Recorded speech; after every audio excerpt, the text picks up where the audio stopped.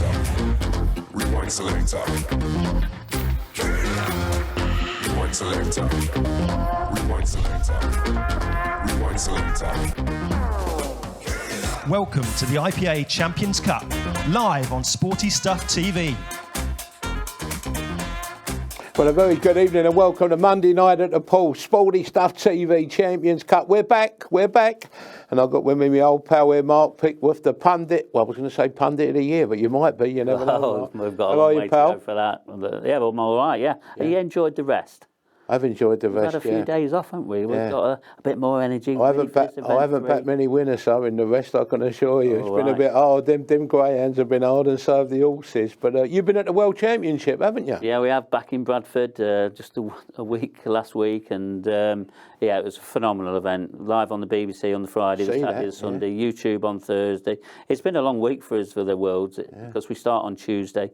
We set up on the set up Sunday, Monday. We had a show here Sunday, didn't we? Yeah. And then we had to run off down to Bradford and do a little bit down there, and it was a great event, really successful as well. And we've got to tell our viewers who, our greyhound viewers who just come over from the channel there, who's the world champion, who won it? Well, Liam Dunster won it, and he's here tonight playing. He's looking for this last spot that's available in the grand final on March the 20th. There's only one spot available, and there's 24 players playing off for that one spot. Yeah, he's banging formo, isn't he, Liam? Oh, absolutely. And that final, if anybody got any time to watch that final, it was a phenomenal standard. I'm not sure what these guys are. They made of granite. That's and what you they was are. on BBC, and that's very, very good, isn't it? But, to go on the iPlayer on BBC, that's on the red button. I was pressing that red button for you. I was watching you. Fantastic. Really enjoyed it. Anyway, that's the past tonight.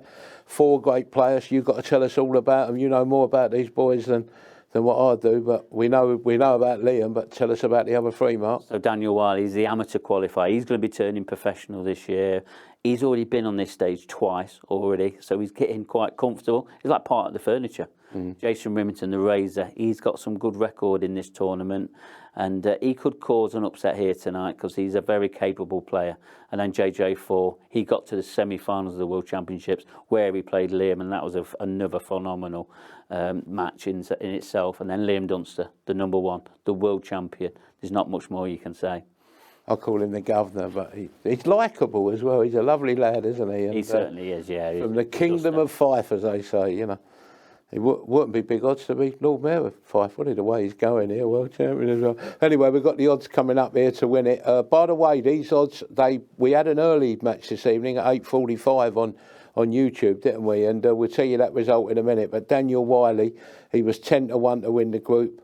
Jason Remington 7-2, JJ Faul, Pride of Manchester 9-2, and Liam Dunster 1-2. Although he has been a bit of 4-7 with our betting partners. Don't forget, I say it all the time. You must shop around if you want the value, and there's plenty of value out there. You know all our betting partners by now, and shop around, and you will get the value. But we're going to tell our viewers what happened on the first match, Mark. Yeah, so the first match between Daniel Wylie, and he came out the winner on top against Jason Remington, 4 frames to 2, and that sort of got really sort of tight towards the end of that match. There was a few mistakes creeping in, but Daniel Wylie, what a start from the amateur qualifier. Remember, he was 10-1 on them odds that you've just called out there at the very beginning of the night's play. And also that first match, I don't know if you know that, I'm just looking at my list here now, and Jason Remington, he was 10-11. He was odds on, and he's got turned over 4-2.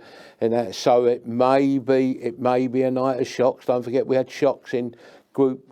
Well, in Group 1, didn't we? Event 1 we had groups, but just show you the form of Daniel as well. Maybe 10-1 was too big, but the big show, and he did put on a show in that first match, didn't he, Mark? Yeah, he started off great. 2-0 up against Jason Remington. Jason Remington's an established professional player. He's won a title already on the IPA ranks. So Daniel Wylie, he's come here and he's shown him who's got the big shoes on. Yeah. And some of the percentages there, 56% win, sort of tells it he's in 63% in 2021, 55% in his career. So it shows he's in a little bit of form, and you've got to be in a little bit of form to overcome 200 players on the tour to become to get offered professional status. Yeah. And that's what Daniel Wylie's done this year. And how about the Razor? Very disappointing losing the first match, wasn't it, really, for Jason now? Yeah, he will be disappointed. But he's more than capable of winning the remaining 2 matches and really putting some of the other players under pressure. But 3 wins out of 10, 40% in 2021, 46% in his career. Shows he's a little bit out of form, but he doesn't play that many tour due to work commitments. JJ Faul we've got coming up next, and JJ actually played Liam in the semi-finals of the World Championship, you was telling me. Yeah, he did, and JJ came off second best there, but against a real in-form Liam Dunster. But, I mean, look at that win-lose record there. 7 wins, 3 losses, 42% in 2021, 54% in his career. I'm really looking forward to the Pretoria Potter is going to come back, because he's got to be buzzing after that semi-final appearance. It's definitely the best result in his career. Yeah, but his first match is up against this man here. We're going to show you here, Liam Dunster. I call him the governor, but not the Duster, the governor. But, you know, what form? Look at this, a 78% mark. 78% in 2021. He is banging form. He's been banging form for the last 2-3 seasons. 73% in his career. Win-lose record, 8 wins, 2 losses. He's the world #1 player, and he's also the world champion. And that is some titles. It's just about how he now takes that on board, because sometimes when you become the world champion, it's how you sort of take that next step to maintain that level. And if anyone can do it, it is Liam. I think he'll love it. I don't know about worry about it. Just seeing it. But JJ Faul against Liam, our first match here. Just looking at my odds here. JJ Faul is going to be the big outsider here against Liam. Liam's going to be odds on to win this match. But you know, our betting partners here, you know, they never know how to price this up, because you've got the world's #1 against a player who's very, very good, JJ Faul. He could turn over Liam, couldn't he, in this match? We've said it before, so I think it could be a little bit closer than what the bookies have made this. Yeah, and JJ's no stranger to beating Liam. He's already beat him in a pro event this season, 8 frames to 6. Yes, he lost to him in the semi-final, but he knows how to beat Liam. And if he gets a good start, remember, this is a different format to the World Championships. Some of them World Championship matches are over 3 hours long. Yeah. And here, it's a race to 4. It's brutal format. It can be over in 10 minutes. He won't be frightened of Liam, JJ, will he? No, absolutely not. And when you sort of see the way that JJ plays, he plays very attacking style, and he'll be going through his shots. I'm really looking forward to our first match here, and we're going to put our odds up for the matches here this evening. And as you see there, the first match already done and dusted. Done and dusted, as I was saying there. JJ Faul 11 of all, Liam Dunster 8-11. Look at Daniel Wylie 5-1 to beat the Duster in the next match. Don't forget, Daniel's already got 2 points and 1. Then we've got Jason Remington up against JJ Faul. And look at that last match there, Liam Dunster against Jason Remington. Well, Mark had a word with the players in the auditorium before we started. And over to you, Mark. Thanks, Gary. And here we are in the playing arena. This is where it's all going to happen. And Liam Dunster, the world #1, the world champion. What do you think of the way that you're sort of introduced now? Yeah, it's different. Really like it. Yeah, what can I say? And being the world champion, how much of sort of things, I know it's still very early doors, how much of things sort of changed so far? Nothing's really changed so far. Just keep the head down, keep on practicing, and I think I've got a bigger target on my head now than I ever have before. So it's a good thing that it's sort of forced me to practice a bit more and things like that, knowing that people are after me, sort of thing.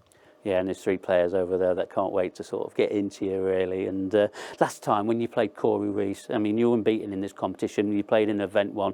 You lost that real sudden death sort of black ball shootout. Do you feel that you was a little bit unlucky to lose that? Because you played some great stuff throughout that event. I wasn't unlucky to. Well, I think I'm unlucky to not be in the grand final. Yes, but I don't think I'm unlucky to lose in that format, because I think I've missed it by quite a distance, but I do feel unlucky that I've played really well in all my matches. Like you say, I've only dropped 2 points in 18 potential points, so 9 matches I've dropped 2 points, so I've hardly dropped any frames as well. So looking at it that way, yeah, I do feel quite unlucky not to be in the grand final. Yeah. And this format in this Champions Cup is quite brutal, completely different to the Worlds. Have you sort of thought about how you can sort of prepare differently? I have been playing shorter sets recently in practice, because normally when I do, it's like races to 7, races to 8, etc. But I've been doing shorter races to 4. So I was doing that on a lead up to the World, so hopefully that will help me in this format. Well, I'm going to wish you good luck, and I'm going to let you get prepared for your next match. You're going to be straight back on. Thanks, Liam. Well, there's the world #1, the world champion, and he's going to be up against JJ Faul in this next match, the Pretoria Potter, Mr. Savannah. Have you got a nickname that you like to be called? Mr. Savannah sounds better, I think, but I don't mind Vittorio Potter. And I mentioned in the betting office, you had a super run in the World Championships, probably your best to date. Would that be fair to comment on that? Yeah, definitely. I think last 16 was the best I've done before that. So yeah, I'll take the last 4 any day. And I also said that in the betting office that you could possibly come out on top, tonight. I know there's a lot of good players here tonight. What have you got to do different in your game to what you did, compared to what you did at the World Championships? I just hope the break works for me. I think that's my biggest letdown at the moment. If I'm in the balls, I don't miss that often. So it's just about getting a chance when the balls are open. And I saw you in the World Championships. I watched and commentated on a lot of your matches. And the shot clock, I thought you sort of controlled that very well, really, really well. Is there an added pressure to the shot clock that's going off around in the arena? Definitely. I absolutely despise the shot clock. I can't handle it.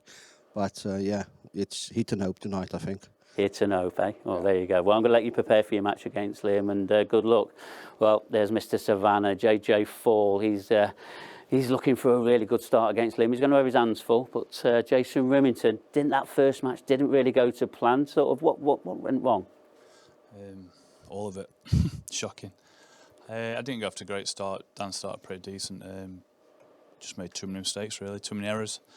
Crept in. A couple of times when I just needed probably a bit more time, a few more seconds just to compose yourself on a big shot. You feel a bit rushed, but that's how it is. Just not good enough. And you've still got 2 more matches, so you're not out of it yet. What are you going to sort of do now to try and prepare for your next 2 matches? I don't know. Probably do some handstands or something. I don't know. Maybe a couple of cartwheels. Not sure. I don't know what I need to do. Well, if that works, then by all means, off you go. I don't know what I need to do. And you're no stranger to winning an IPA title. I said that in the betting office to Gary. So do you feel like you can win another one at some point? I feel like when I turn up in right frame of mind and I've got the focus, you feel like you can beat anybody when you're at the table. What can anybody do when you're at the table? So yeah, I feel like I could still win something.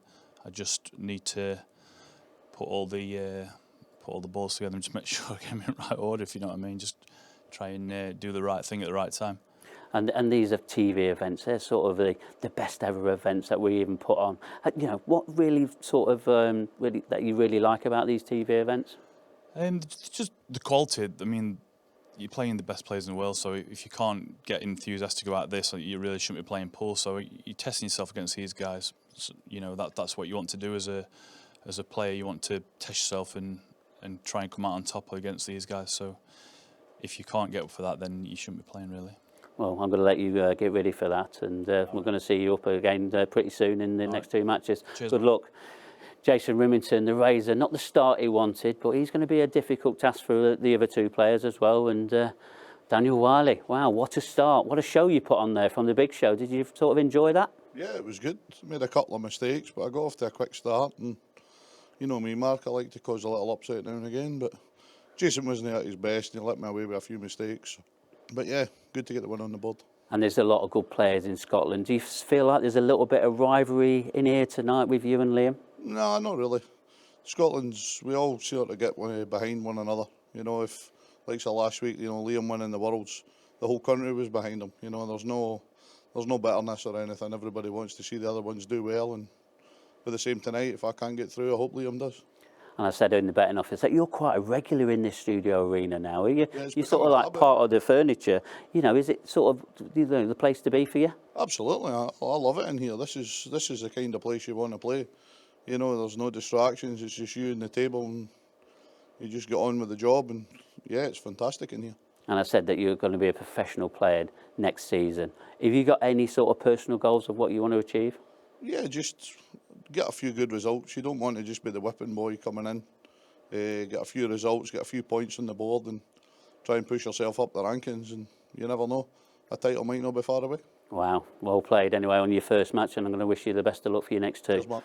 Well, there's Daniel Wylie, the big show. He's had a great start already, and we're going to go to a break now. And next up is going to be JJ Faul against Liam Dunster. Who do you think could win this one?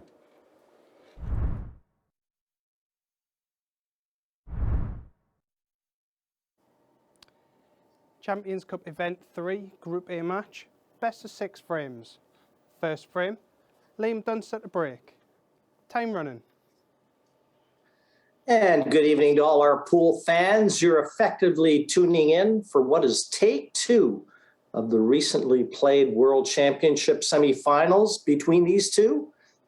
In that one, Liam Dunster, the victor, went on to secure the title, but he's used to being the hunted as opposed to the hunter. He's been the world-ranked #1 player for a while now, and you have to expect him to bring some of that form to the table here in the Champions Cup. Mark, a lot of eyes on the Duster. Yeah, there absolutely is. And these other 3 players, they can't wait to get stuck into him and try and take some points off. When you're the highest level in the sport, you're there to be shot down. And there's going to be not just these 3 players, even more players on the tour this season. And he's going to be pretty much the box office card.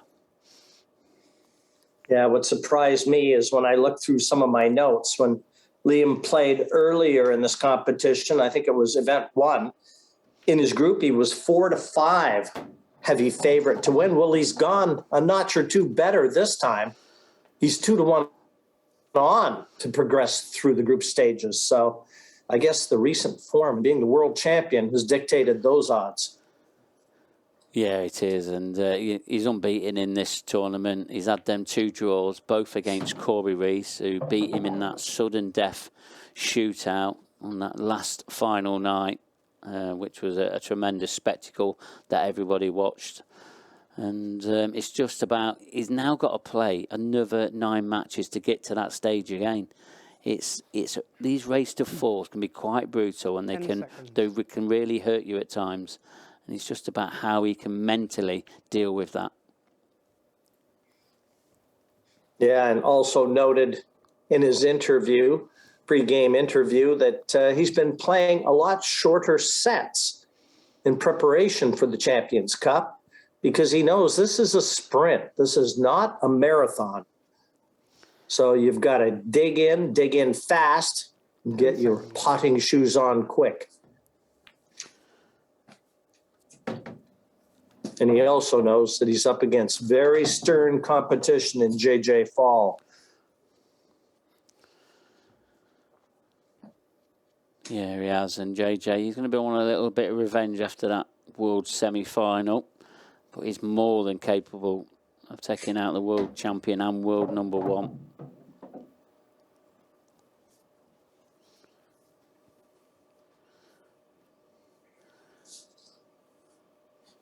Liam tried to wedge that yellow into the pocket, but he has secured that bottom pocket. Chance here, if he can get this red, and he can clear that bottom right pocket.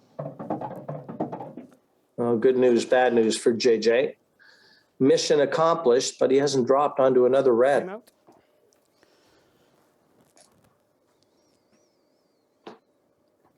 It's not frozen. Time running. Well, that'll help him. With the red not being touching, he'll try and just leave that cue ball over the corner pocket. And really, unless Liam can get through to that one yellow to the top left corner, it looks like he can from that perspective, but still no clear-cut finishes or early finishes to frame 1.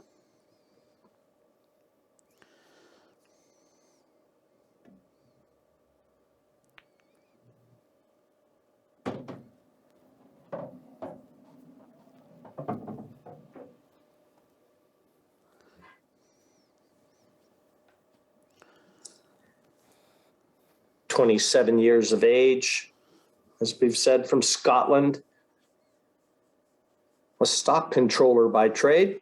10 seconds. He is the IPA #1 ranked player and recently crowned world champion. So he is definitely the man of the moment. Yeah, he is. And I'm just looking back on the statistics from event 1. So Liam, he played 43 frames. And he only dropped 9 of them, and 6 of them was against Corey Reese. So that's a phenomenal record for Liam Dunster.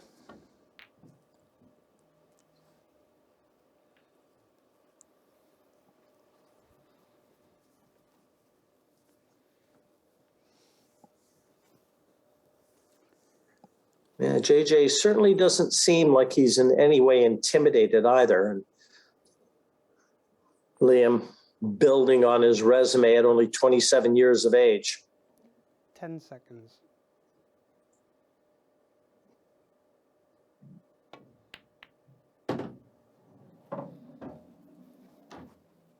Well, he can count himself a little unlucky not to have dropped onto that yellow.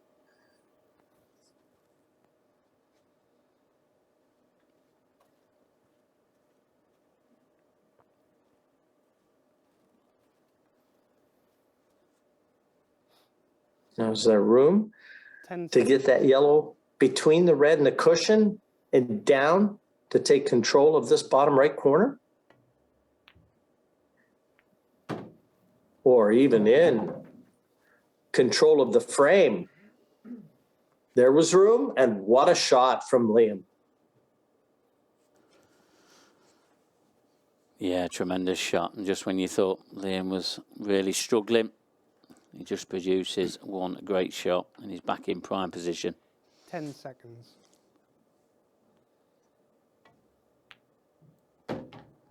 And we know what a great tactician he is. We've seen it.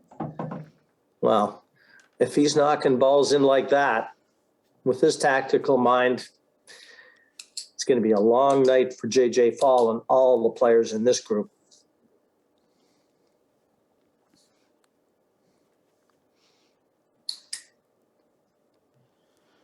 Ten seconds.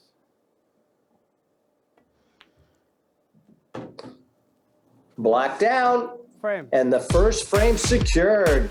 The Duster doing the business. Cleaning up and looking good, doing it 1-0 over JJ Faul.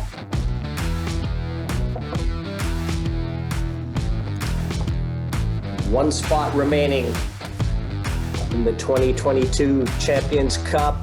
And Liam Dunster looking to claim it.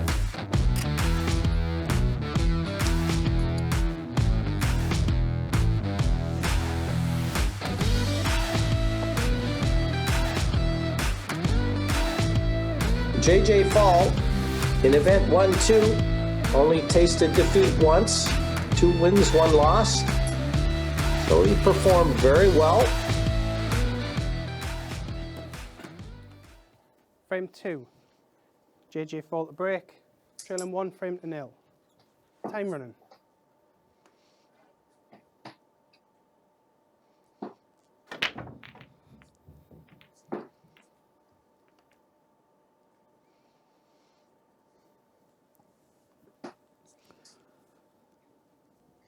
And nothing down.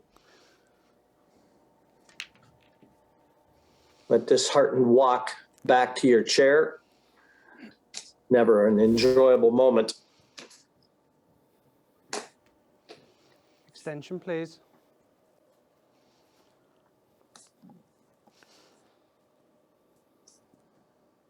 Liam quickly asking for his 30-second extension, just wants to weigh up the options. It's an open table.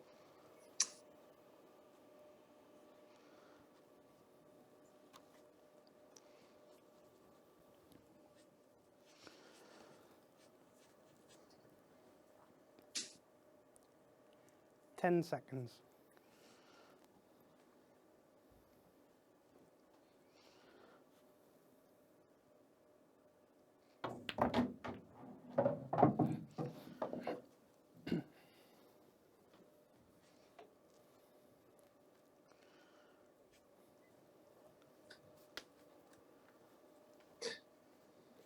Yellow's certainly in the open.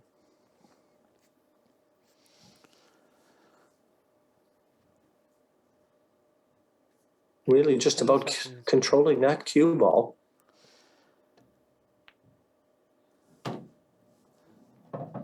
Yeah, I think what it is about these yellows, they sort of all block each other. So I'm just wondering if that nudge on that yellow is now, does that open it up into the top left-hand pocket? If not, it definitely goes into the left centre.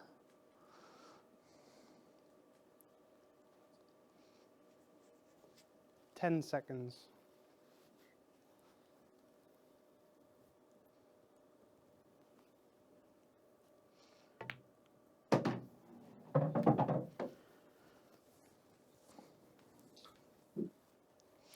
Nice little shot there. Wasn't easy. Could only get into half the cue ball, but nicely controlled for the yellow that he's nearest. 10 seconds.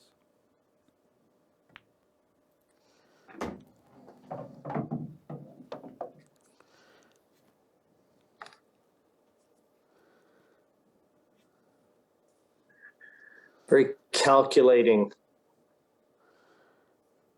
Never hurried. And always displays a very calm demeanor at the 10 table. seconds. The mark of a very confident player.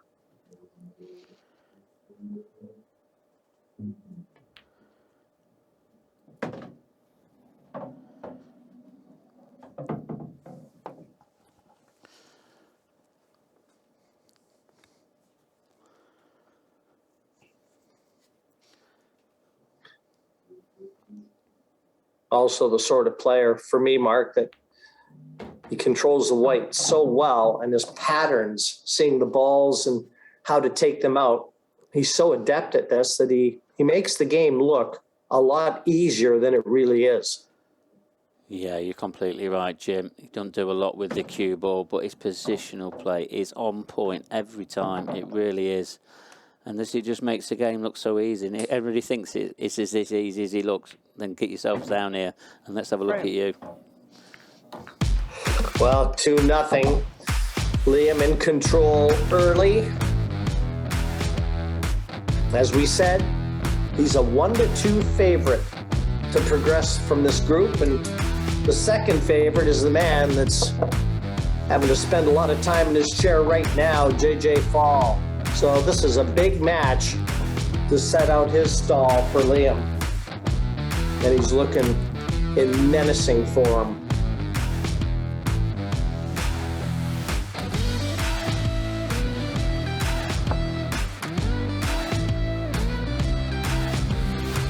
Yeah, and I know you weren't here last time, Jim, when he played in Event 1, Liam Dunster, but he won 4-0, 4-0, 4-0 on that opening night. And again, played some great stuff, but can that be repeated?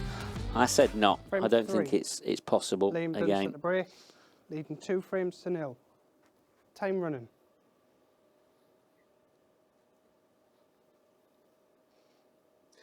No, but I was front and center when he lost that shootout to Corey Reese, and there were some anxious moments in that one, to be sure. He wants to try and stay away from any shootouts, I assure you.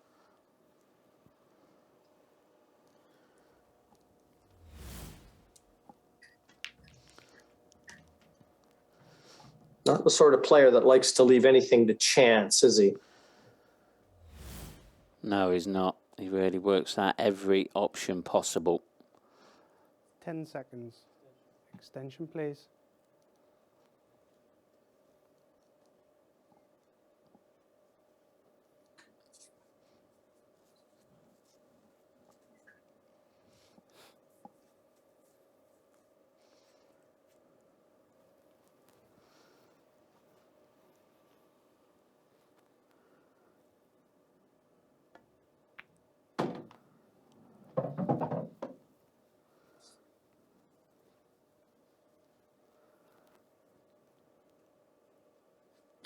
Well, he'll weigh this up.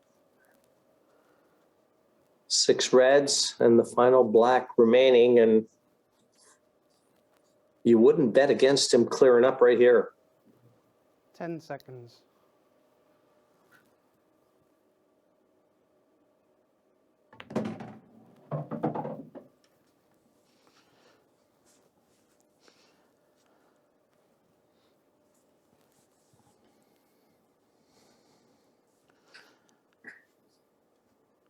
Yeah, I don't think this was the red he played for. He's going to have to reroute a little bit now.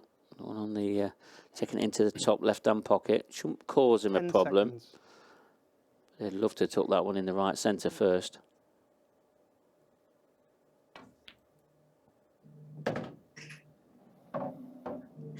Yeah, but you know what's apparent for me as I look on is nothing is wiping its feet, going into the pockets. He's hitting everything clean and accurate. 10 seconds. Yeah, he is. I mean, the one closest to the cushion, he'll be going for that one next. We want that to roll through a little bit more. It's not gone through perfectly for him.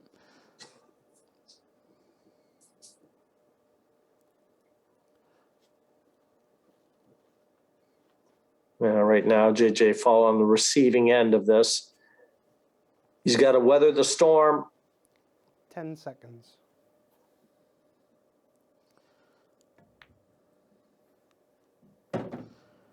Again, clean as a whistle.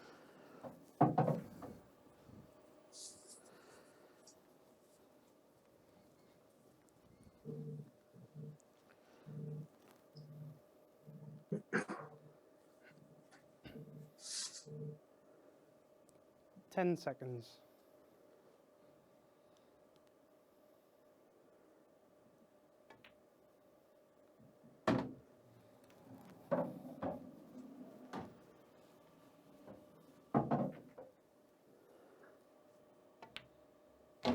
Right now, he's looking a lot like a pool playing machine.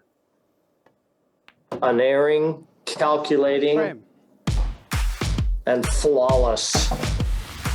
3 have been played, 3 in the books, all for the world champion Liam Dunster, and 3-0 his lead over JJ Faul. JJ threatened him in the world championships. He hasn't threatened him yet here. And that'll be next up. Daniel Wylie, the Battle of the Scots versus Liam Dunster. Well, if Daniel's in the practice room watching, he better bring his A game to the table tonight.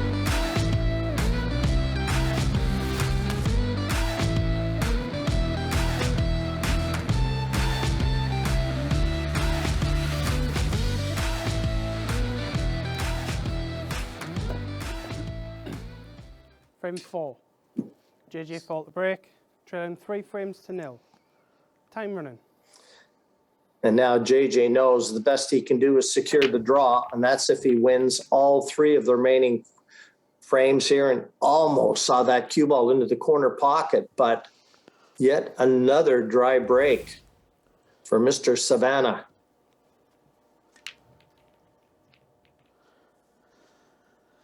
Yeah, and he said that in his interview, Jim. That he's really struggling with his break, and as you can see, he continues to struggle with it. It's just about what he can do. He's just sort of got to, you know, ride the storm a little bit. It'll come.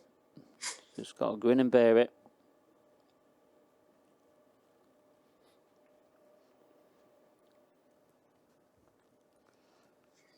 I don't know many pool players that are patient, Mark. They do tend to want it to come and come fast. 10 seconds.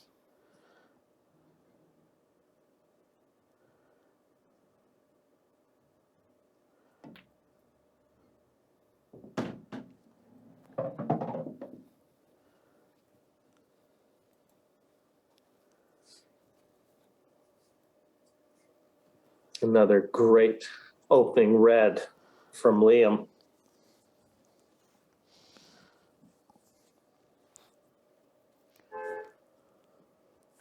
Ten seconds. You know, you hear that 10-second announcement from our referee almost every visit. Again, he's calculating, unhurried.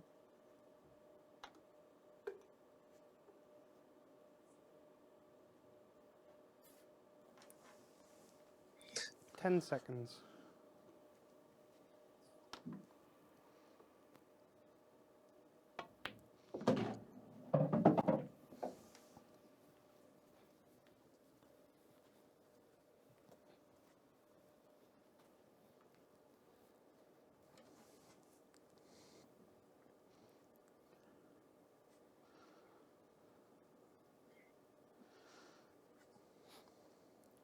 Ten seconds.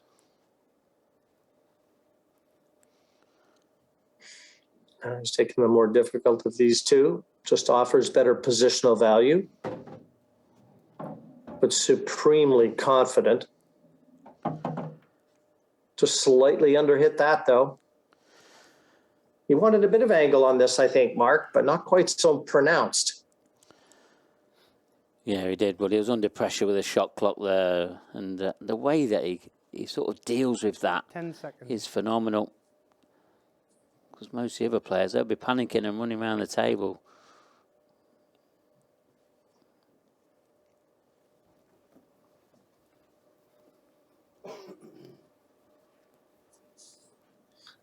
Well, a rare miss,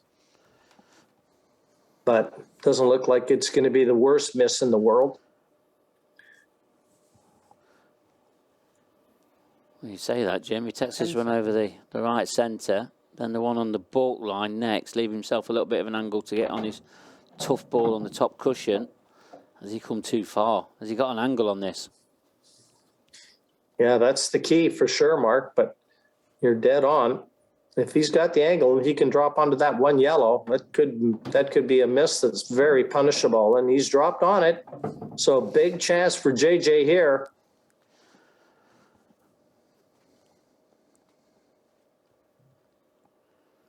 If nothing else, avert the whitewash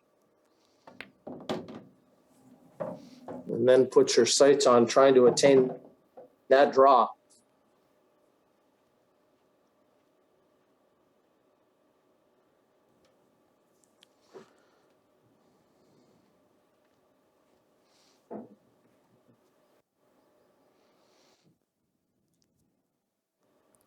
Ten seconds.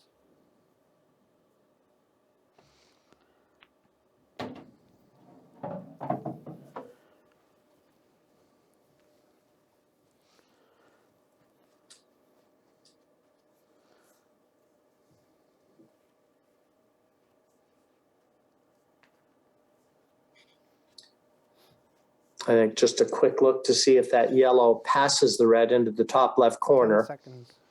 If he just slow rolls this end, drops on the yellow to the bottom left, he won't have to do much with the cue ball.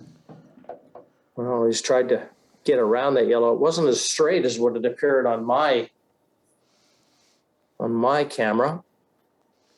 It looked like he could just slow roll it. So in your words, Mark, he's got to reroute. Yeah, he has. I mean, that pot that he played into 10 the right seconds. centre, they cued it really well. And it's just short of pace. So I think he's going to have to just try and drop this into the right centre and probably kiss into the black. It's not ideal, but it's the only way of holding for the yellow in the right centre.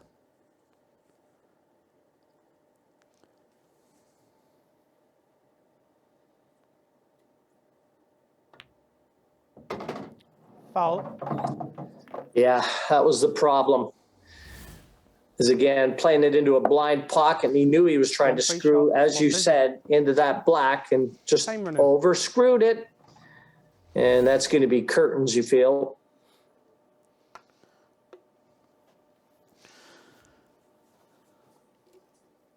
Yeah, it will be now. You can't see the world champion failing from here. And this is another great start for Liam Dunster, looking like 4 frames to 0. Seconds. You got to feel sorry for JJ. Just been sat in that chair. And really, he's done what he can, and that's all he could do, was just sit and watch.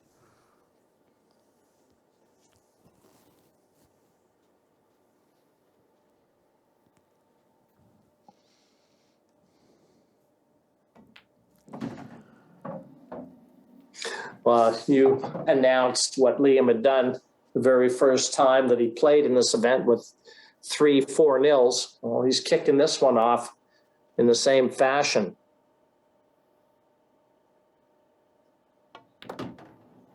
And what a statement.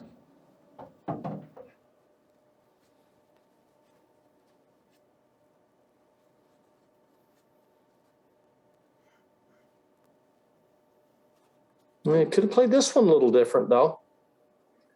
Just got to be a bit careful with where that cue ball's headed. 10 seconds.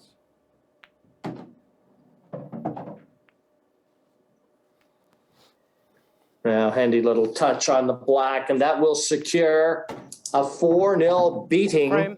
And over match. JJ Liam Faul. Dunster with What 4 a frames start to for the world champion, Liam Dunster. 4-0. He's the favorite to get through the group. And from what we've just seen, you may wish you had your money on him. Great performance. Guys, he is definitely the man to beat in this group. Yeah, you've got to, honestly, Jim, I don't know if he's going to get beat tonight. I don't know who's going to beat him. You got Daniel coming up next. I know he won his first match, but JJ Faul there, he wasn't even given a look in, was he, Mark? No, he went as a pure masterclass there from Liam Dunster, and that's what he does to players.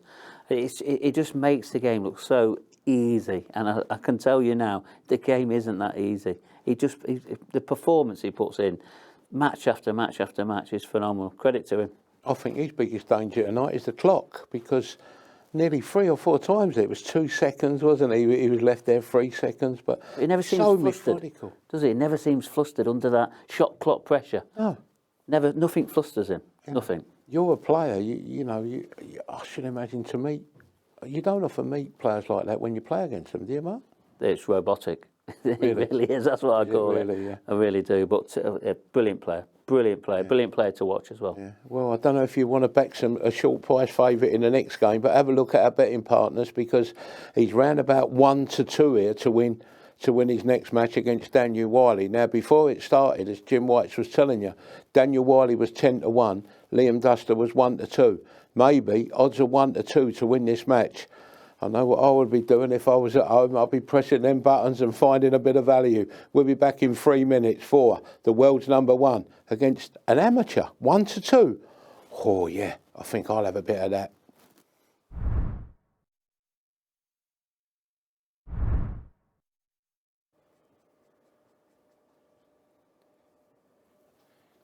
Champions Cup Event 3, Group A match.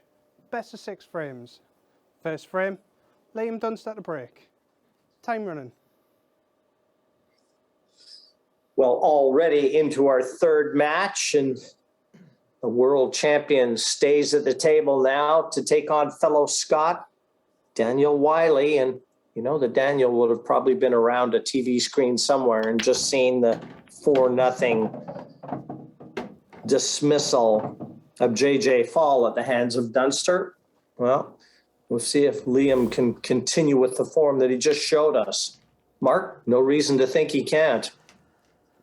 No, not at all. And he's just in red hot form at the moment. And Daniel Wylie, he needs to bring an A+ game to the table here, and that's if he gets opportunities. Well, you heard Daniel too in his interview. He says if he can't get through the group, he'd like to see Liam get through the group. So whichever one of these progress from this match should be the one that gets through the group and claims it. Yeah, well, and these two, I bet they've played hundreds of times, especially being from Scotland, both of them. It's like the hotbed of pool up there, and they're playing competitions every weekend.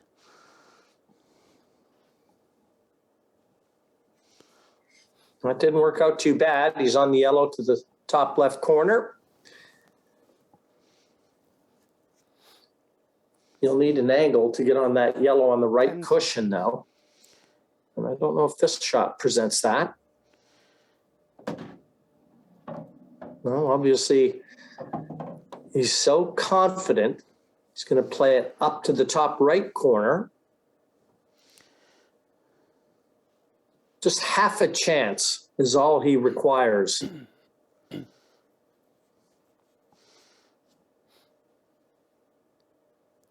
10 seconds.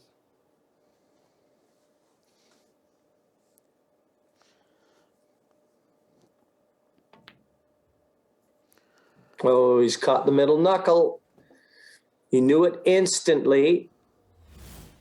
So these are the opportunities. Again, a rare miss from Dunster, and big chance now for Daniel Wylie. This is the type of chance that he must put pay to. Yeah, and if Daniel wants to get a result here against Liam, these are the chances he has to take.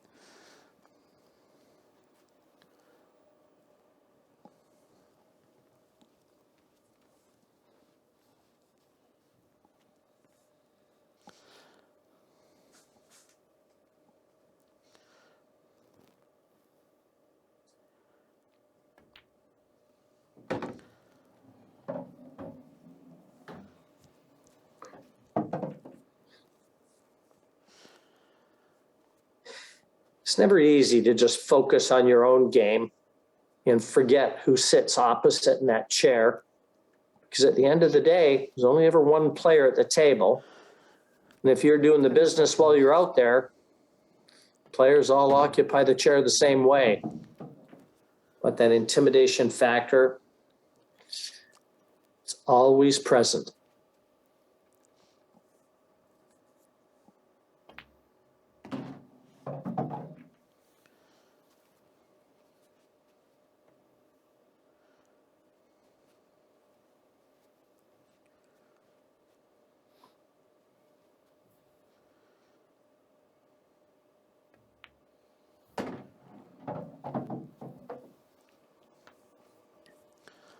Nice little angle just to get that cue ball away from that side cushion. We've already noted how sweet that Daniel delivers that cue.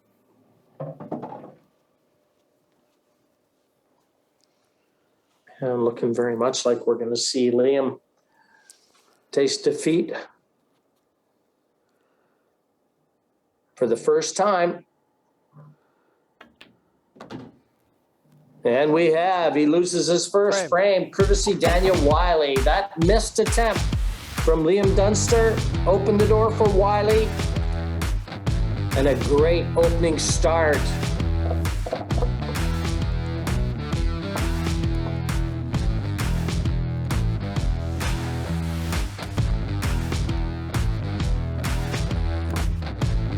But I also think it's fair to say, Mark, that it's going to be a quicker pace. He's going to have to keep up with Dunster, and he knows it. He's going to have to, every opportunity that comes his way, he's going to have to capitalize on it. And he needs those opportunities to come. No guarantee they will. No, there are no guarantees, but one thing he needs to get right is this break. If he gets this break, he could put Liam under some severe pressure. And that is exactly what you've got to do to Liam, is punish him at every opportunity.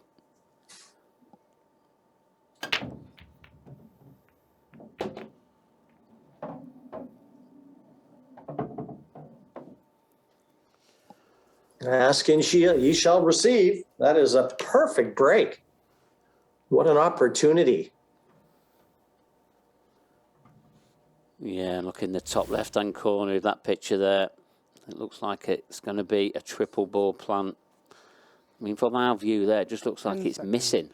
Extension, but please. on the over camera view, you can just see it is a 3-ball plant. It's felt nicely. This has.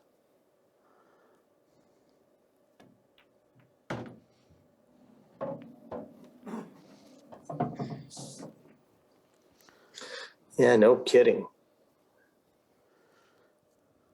I mean, Liam really shouldn't get out of his chair until it's a 2-0 deficit. That confronts him. And as you said, that'll be putting him under heat.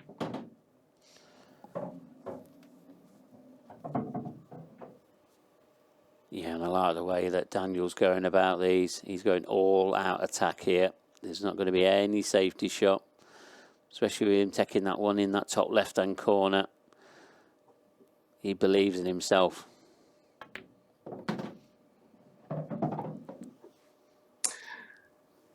Mark, I'm not sure what the odds were of Daniel Wylie winning this match. But at this moment in time, and it can change, you'd like to be on him. I've just been told 13-5, in fact. And remember, he's a qualifier. He's going to be playing on the professional tour next year, but he is a qualifier up against the reigning world champion. What an opportunity.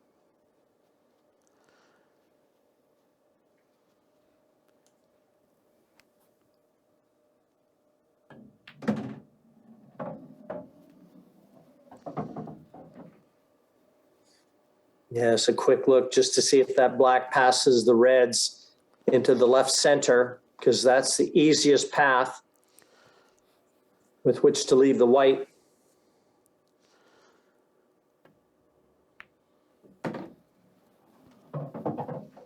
And for 2-0, and a possible shock on the cards.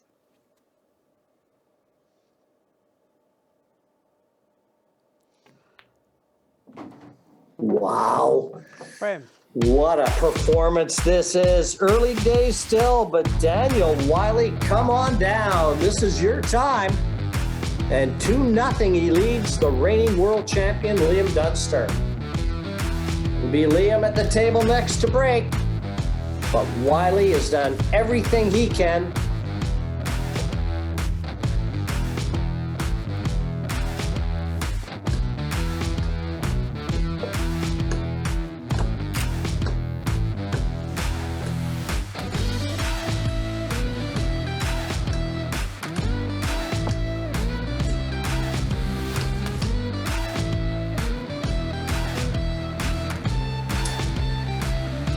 You know, Mark, just looking at the matches yet to be played,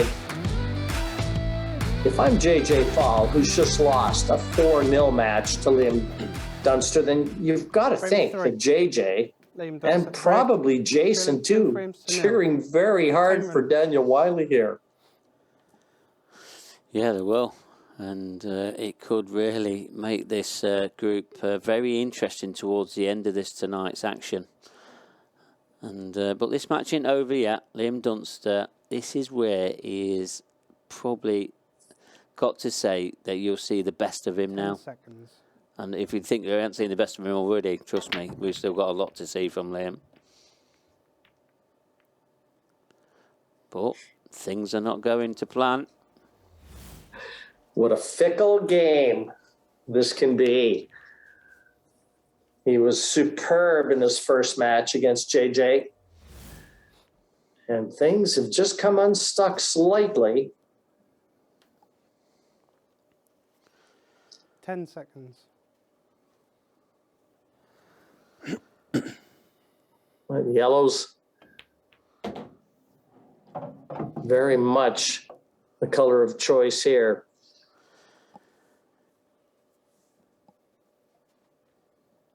Yeah, it is. Well, that yellow on the top cushion, I don't know how much room he's got there for error, but if he's... Oh, it's not gone right. He just got that a little thicker than he would have liked and flicked that other yellow on its way by. A little thinner contact on the yellow that he made. Wouldn't have touched that yellow nearest the pocket. Don't think this is cuttable. He's just covering the pocket. It's not a bad outcome, that ain't.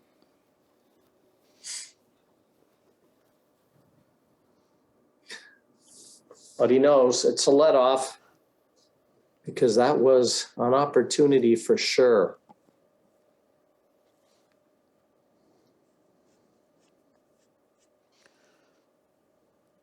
Ten seconds.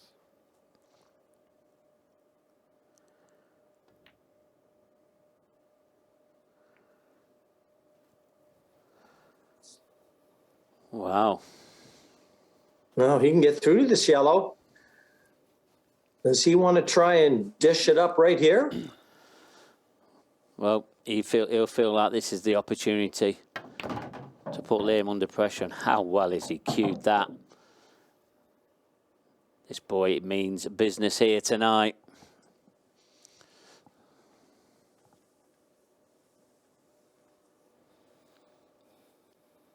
Yeah, they're there. They're absolutely there for the taking.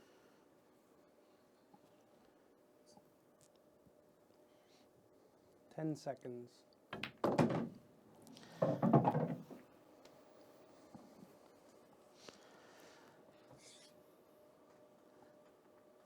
I might have played that a little differently, Mark. would have followed through on that, played the yellow to the left center with an angle to drop onto the yellow on the right-hand cushion. Yeah, me too, Jim. Absolutely. Yeah, I think that's the wrong choice shot 10 there. seconds. That's just down to a little bit of Extension, inexperience. Well, he's not out of this yet. There's still a double he can play, I think, on that yellow. It's tight.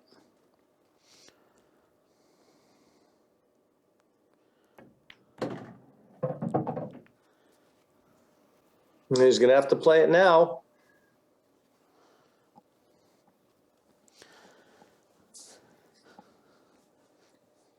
Yeah, but he's also going to have to play this double and get position on his final yellow, because I don't think there's a simple bag it pots. I don't think it goes bottom left. It looks tight. 10 seconds.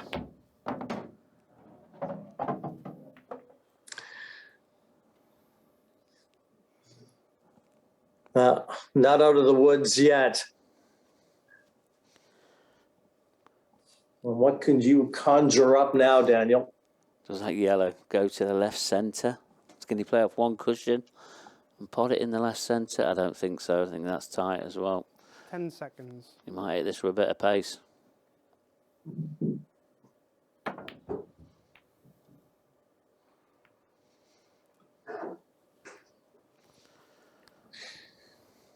Yeah, just a little of inexperience, as you noted, Mark. And I mean, those yellows were there.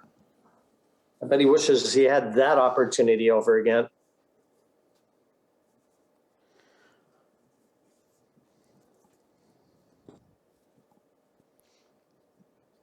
Extension, please.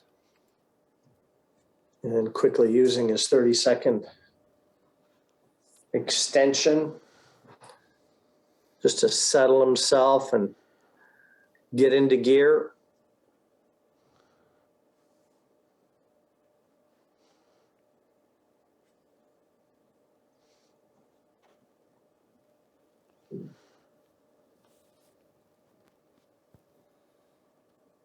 Ten seconds.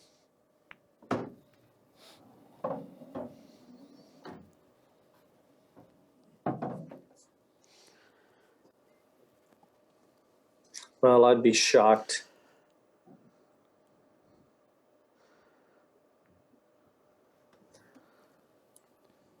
if he didn't win this frame. And he is tightening the screws. Total snooker. Time running.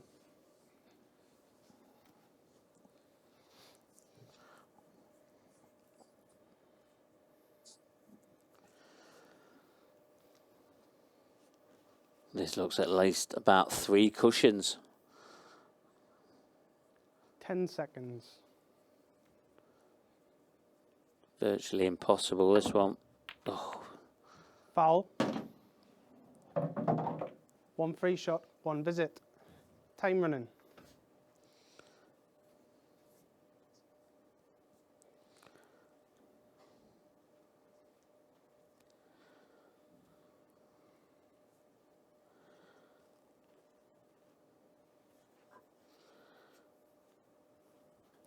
Ten seconds.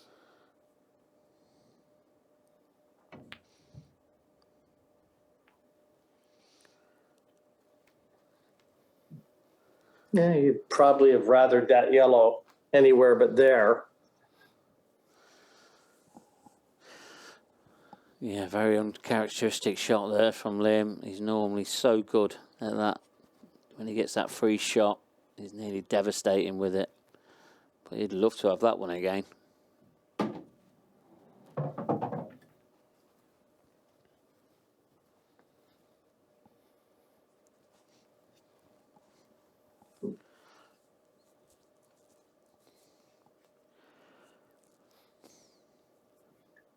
Well, this into a very acute angle in the side pocket. 10 seconds.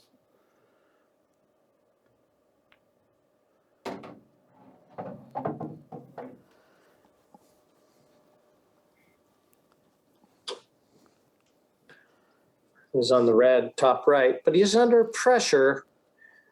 He's got to cue this very straight. He knows that yellow is there begging for Daniel Wylie if a miss should creep in. 10 seconds.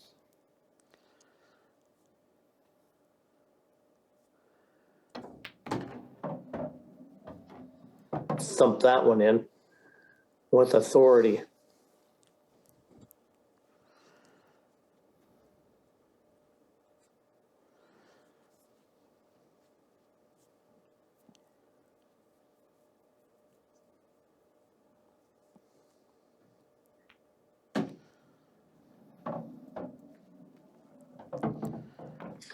And a nice angle on this last red just to get that cue ball up in line with the final black.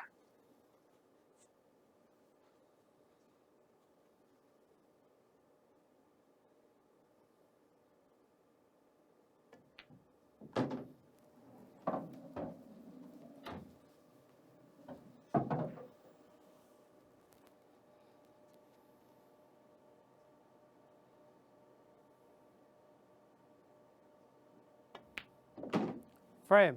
Well, Dunster pulls one back, but there had to be some anxious moments because it looked very much like Daniel Wylie had the chance to secure at least the draw. But the failure opened the door, and the world champ strode through. 2-1, Wylie still in front, but he's got to hear footsteps.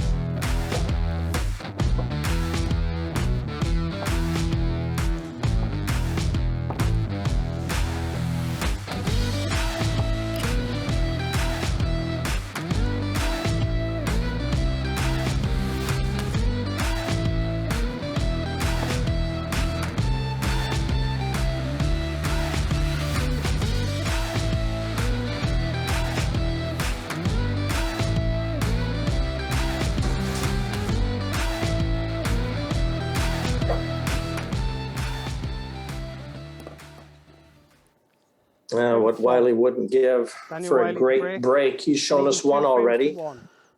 That was really a roadmap finish to his second frame win. He'd like a carbon copy right here.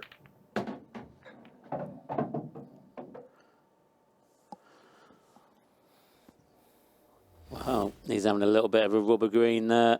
On another day, I might have just dropped in that middle pocket. How close this white is. Oh.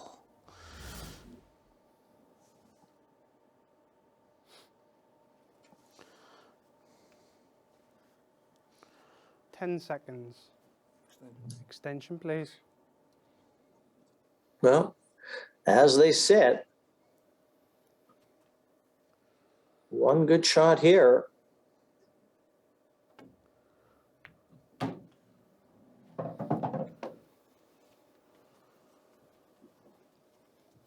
And this is a great chance for Daniel.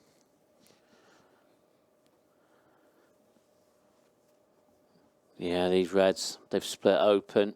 Probably the hardest red for him to get on is the one in the bottom half of the table. And that is probably just due to the red balls all being in the top half. So he just needs to work out his route. Try and keep it as simple as possible.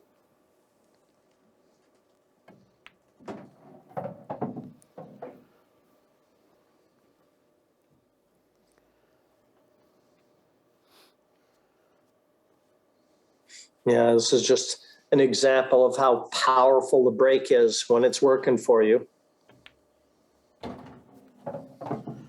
Offers you the opportunity to park your opponent in his chair, helpless.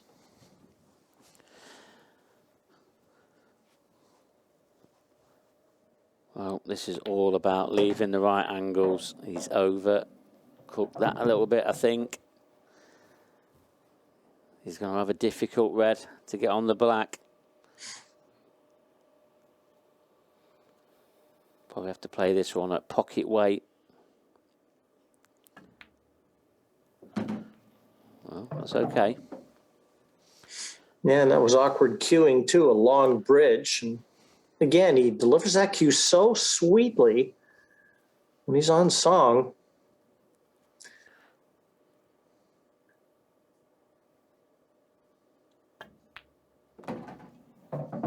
Well, what a performance from Daniel Wylie. He's got to 3. And no worse than a draw against the world champ. Some performance this from Wylie. 3-1 he leads Liam. And he knows he's got at least one more break up his sleeve too, because it'll be the Duster to break in the next. And his back is against the wall.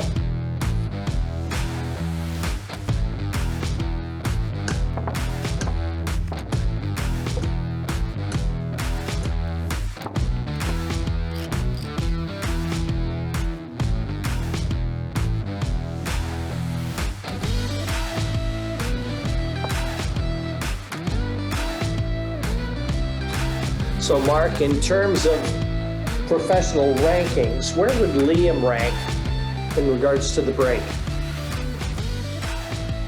Well, because Liam's got such a controlled break, and he just always knows how to play them sort of frames. So it's very much the cut break. Liam Dunster at the break. But you'll see with the way that the cut break goes off, the balls can tend to go to one side, and he's just very clever the way that he plays that frame. There's nobody in the world like him.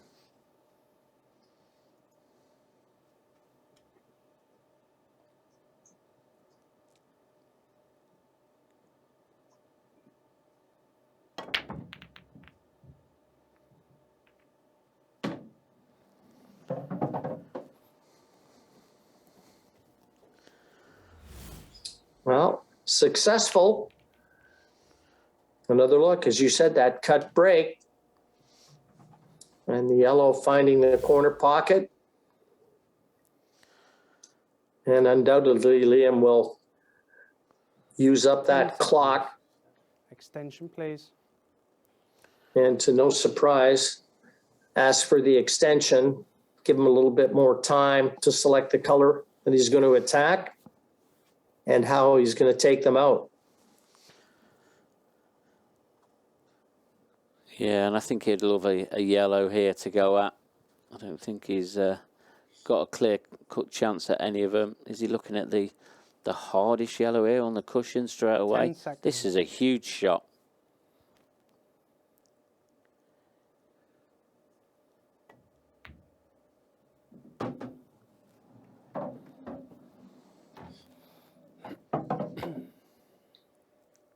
Now, is that shot the brickwork?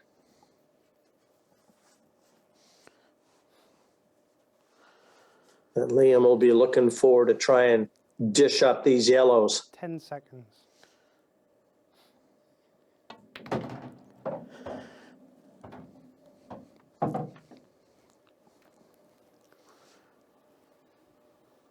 But when he's back against the wall, Jim, he's one of the best players in the world at recovering these sort of situations and under immense pressure.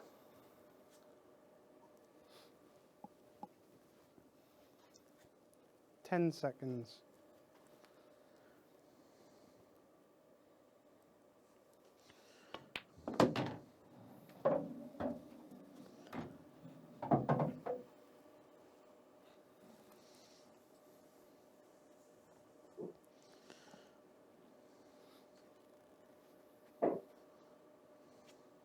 Yeah, not the easiest finish, even from where he's landed here.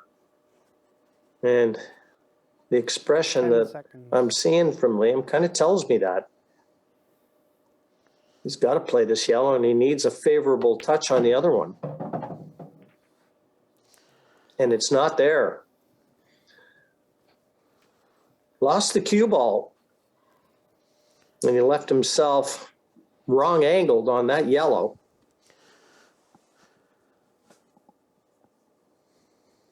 So a chance earlier than expected maybe for Daniel Wylie. 10 seconds.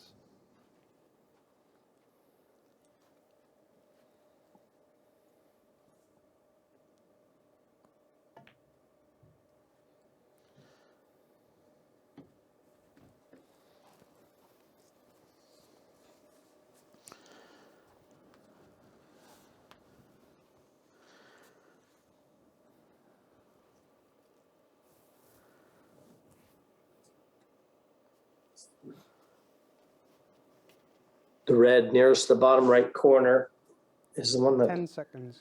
Extension, please. certainly concerns Daniel right now. not to mention his starting red here. Nothing easy.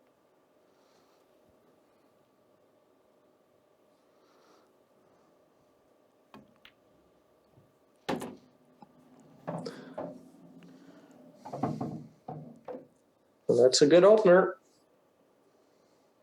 And now you can start thinking about how to attack that awkward red.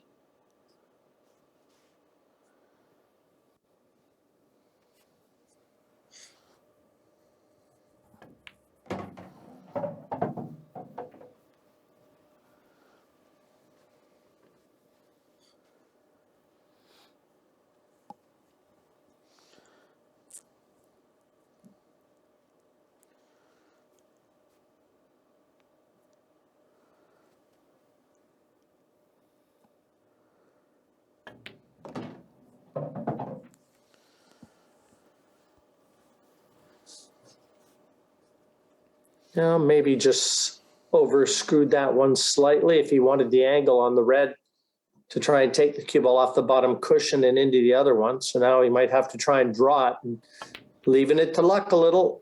Yeah, just asking a bit too much. But where's the red going? Wow. Fortune favors the brave.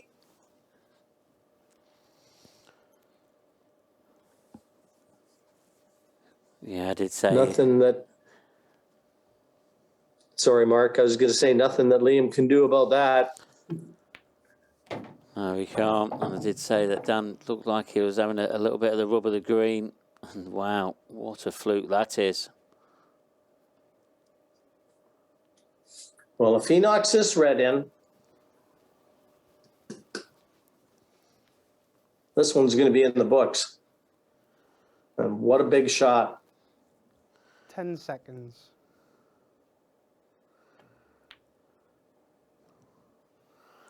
Oh, just when the winning post arrived. Oh, pressure with a capital P. And he won't soon forget that one. What a chance that was. Yeah, it was. 10 seconds. And that, as you said, Jim, that is pure pressure. But Liam, can he hold himself together here himself? Needs good position here. He's got a lovely angle on this yellow to get on this black. Can take it in either middle pocket.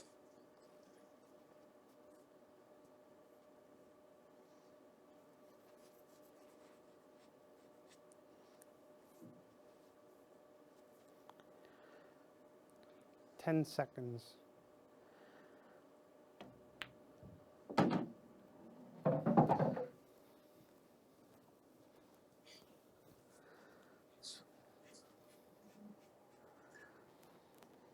To force a sixth frame and keep the chance of the draw alive. And Liam Dunster does just that. 3-2 he trails, but an opportunity to secure that elusive point because it looked for every intent and purposes like Daniel Wylie was going to run out a 4-1 winner here. And what a chance Daniel threw away there. But still a chance. But the only way to erase the memory is to win the last frame.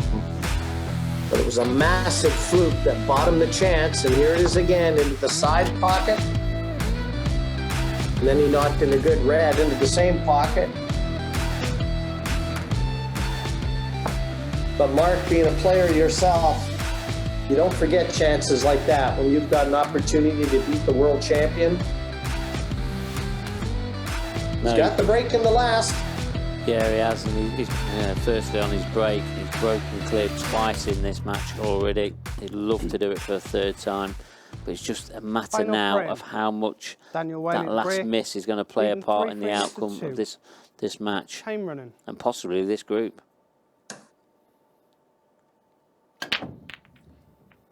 Sixth frame.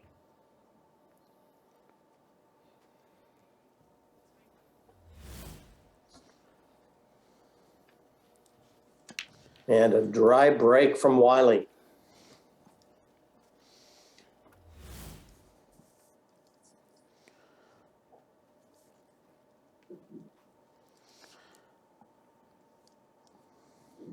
Extension, please.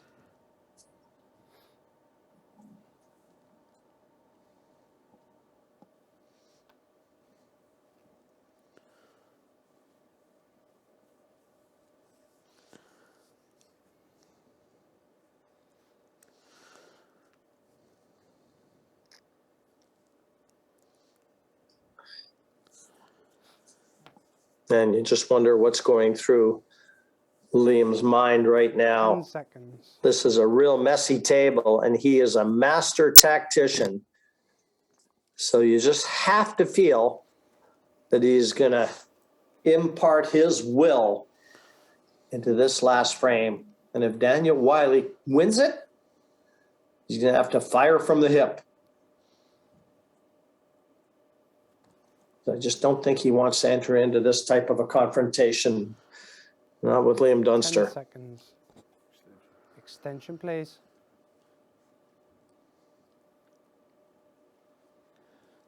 Yeah, it's very interesting. Both these players have used their extension already, and these balls for either set don't look on. We haven't even got a player that's on a set yet.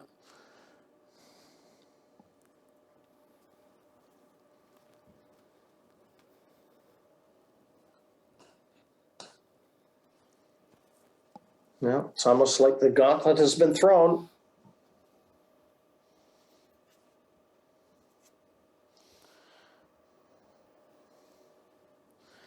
Ten seconds.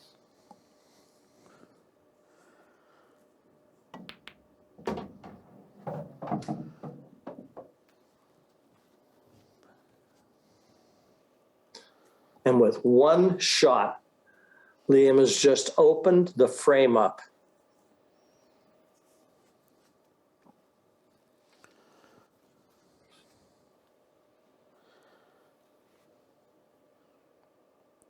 Ten seconds.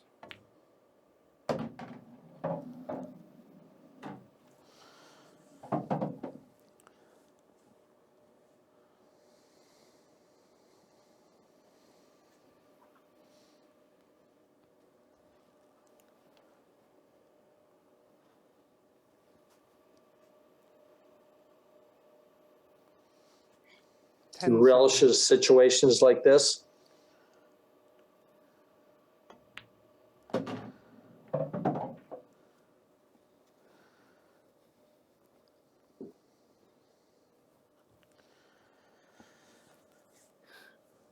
I think that was the intended red. The cue ball is finished nearest.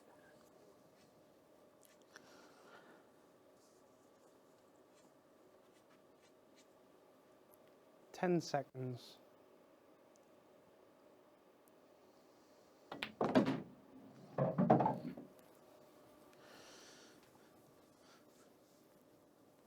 Yeah, looks like he's got into the cue ball there. So is Liam starting to feel a little bit of pressure now?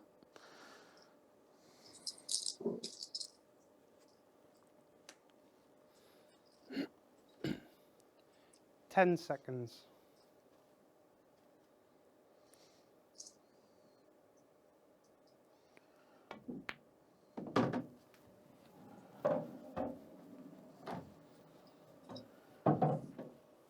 Well, there must be half a pocket at most into that side. Yeah, this is far from straightforward. 10 seconds. If he clips any of them yellows, it misses. I don't think he's playing the big pocket. He is playing the big pocket.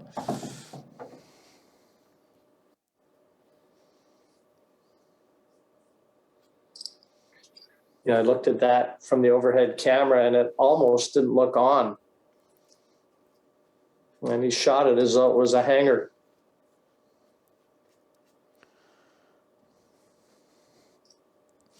10 seconds. But gonna have to kill the cue ball here.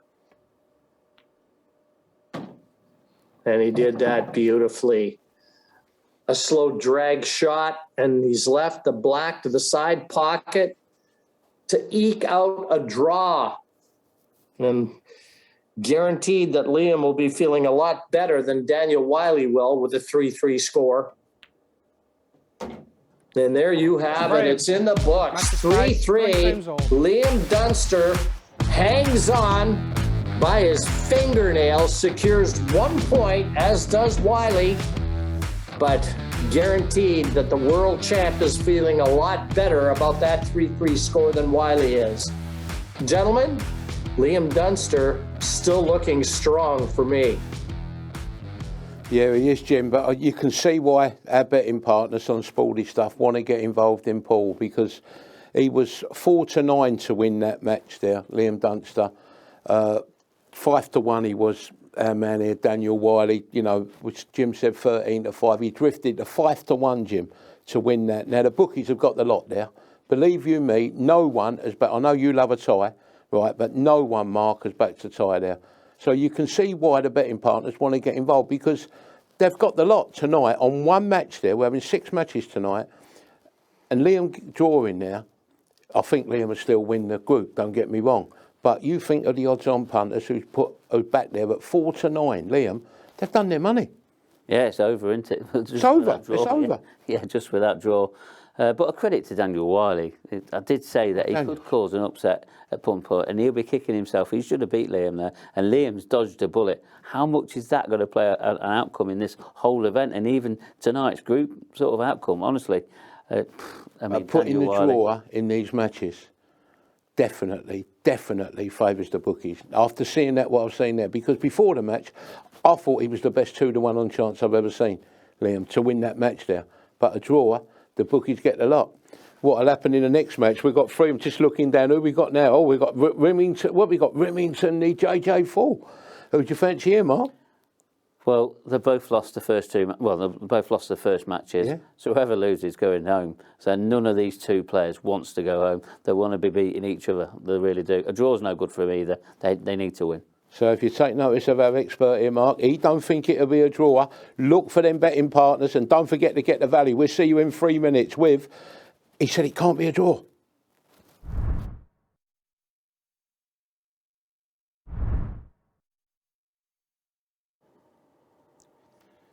Champions Cup Event 3, Group A match. Best of 6 frames. First frame, JJ Faul to break. Time running.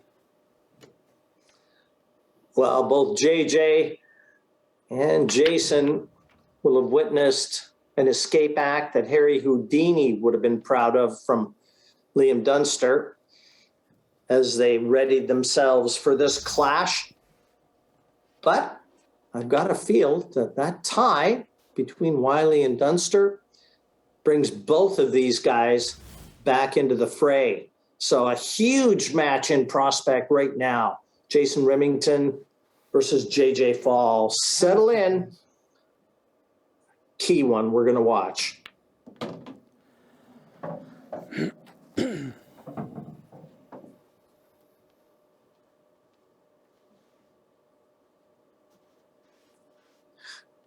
Mark, you have to feel that this match now takes on massive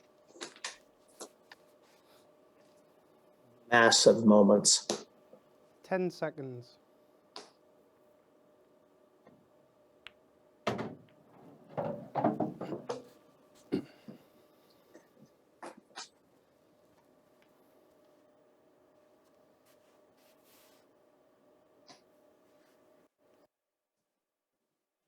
Pretty messy over on the right-hand side.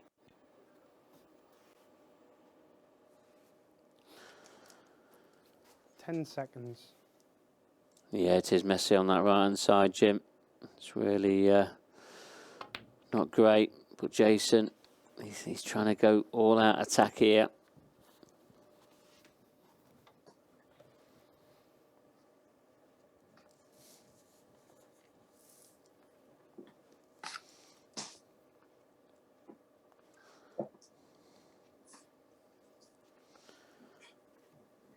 And JJ suffered a 4-0 defeat at the hands of Liam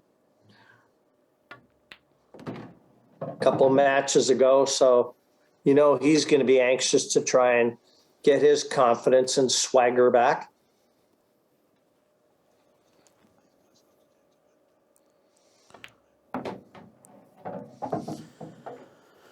Yeah, so as you said there, Jim, sort of JJ losing 4 frames to Liam Dunster in that first match puts him under a lot of pressure, and he really needs probably a 4-0 win of his own to stand any chance of getting through. So these players, they're probably playing for second place now, where obviously Daniel Wylie or Liam Dunster, they're probably going to win the group now with a win in the final matches.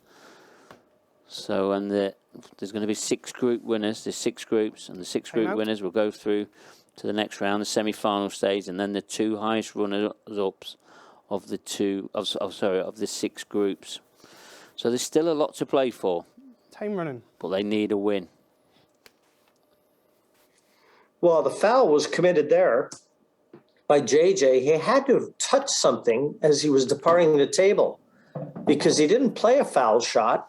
So he must have fouled as he was leaving the table, maybe touched a red or a yellow.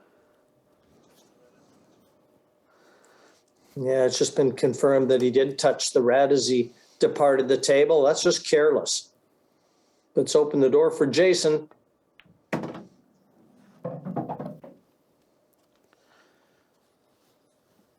Yeah, and he's played that cannon well. I think he's probably got to take the one in the top right-hand corner. He can just play it nice and naturally, just stun the cue ball. He'll have the one in the left centre. He can go this way as well. Either one in the top corners. Just preference, really.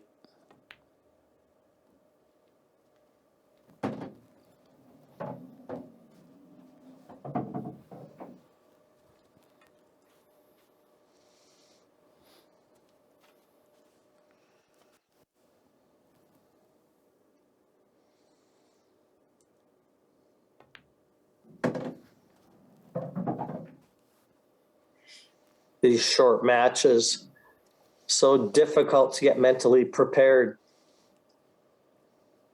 You know, you always try to stay positive and live in the moment. But a poor break here, you know, bad rub there. 10 seconds. You can start hanging your head, and you just can't afford that. The matches are just too short.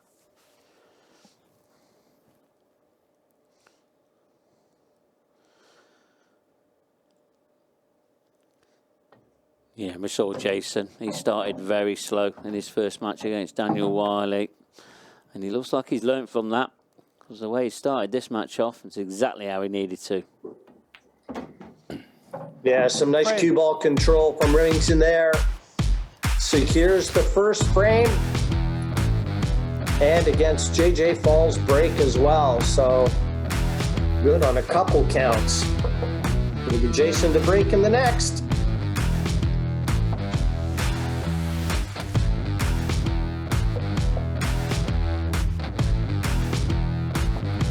And as we speak, both Wylie and Liam Dunster on 3 points.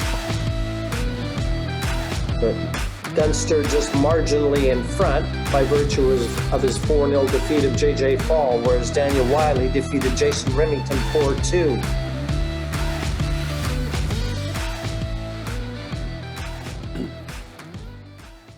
Frame 2.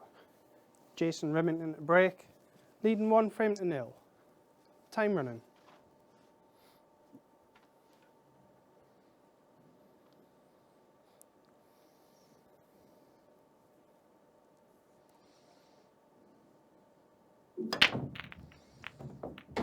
The Englishman, ranked number 36. Oh, found an angle into that side pocket from the break. 1 free shot, 1 visit. Time running. And I talked about a rub here, a rub there. Well, that's a pretty unfortunate one for Jason.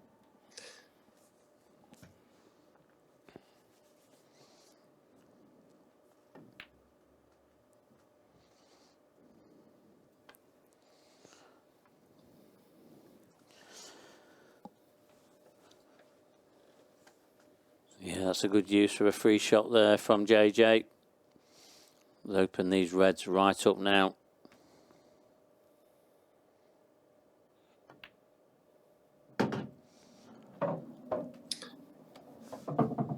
Oh, early mistake.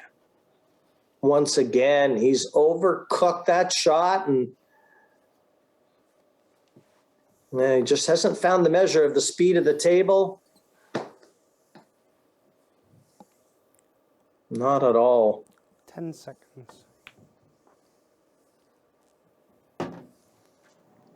Great recovery. Now, has that cue ball come far enough to leave that red bottom right? Doesn't look like it.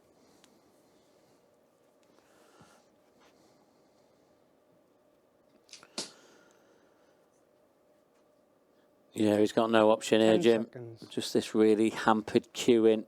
He's just got to try and make sure the pot is relying on a little bit of luck where the white ball goes.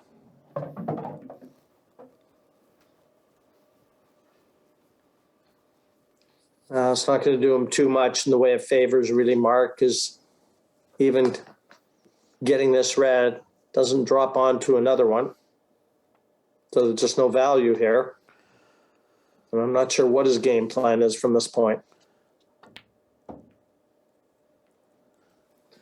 Well, he tried to force it in at speed, and that made the pocket shrink up as well as he hit it. Just at that speed, too much to ask. Yeah, you're asking a lot there with the middle 10 pocket. seconds. Extension, please.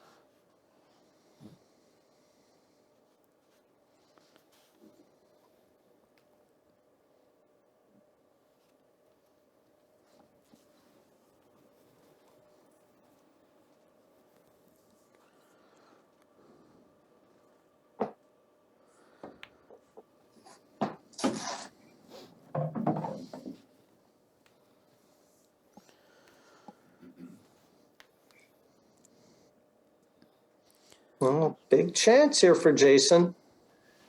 Still got that cluster of 3 yellows on the right-hand side. But the outside, the one that he's looking at now, take the 10 cue ball into those yellows.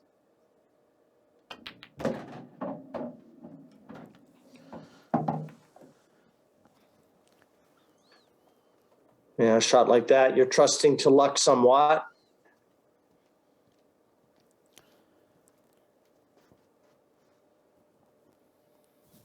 Yeah, he is, but he's played it with a good pace. So them 2 yellows on that right-hand side, you can seconds. still get on them. He just needs an angle, though, to get on them ones. Has he got one now?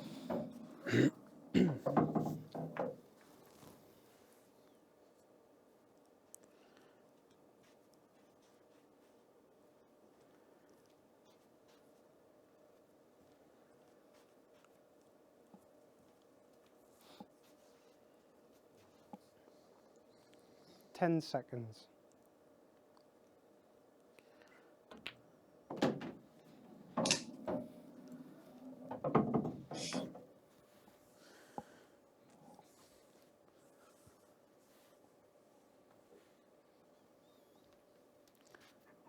Quick look to see if the outside yellow goes to the center. Don't think it does. So he's going to have to play. Oh, and that was assuming he got that yellow. Thinking so much about position that he kind of gave himself the yellow that he just missed.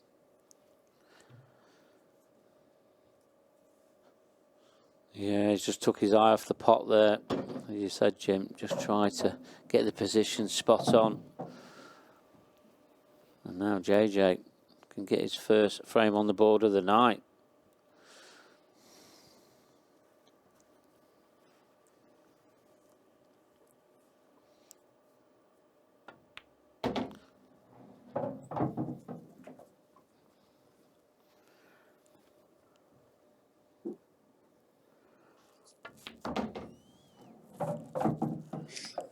Yeah, probably didn't think he was going to wait that long to get it. but thankfully for him, it arrives 1-1. JJ Faul, Jason Remington, and JJ secures the serve back. He'll break in the next.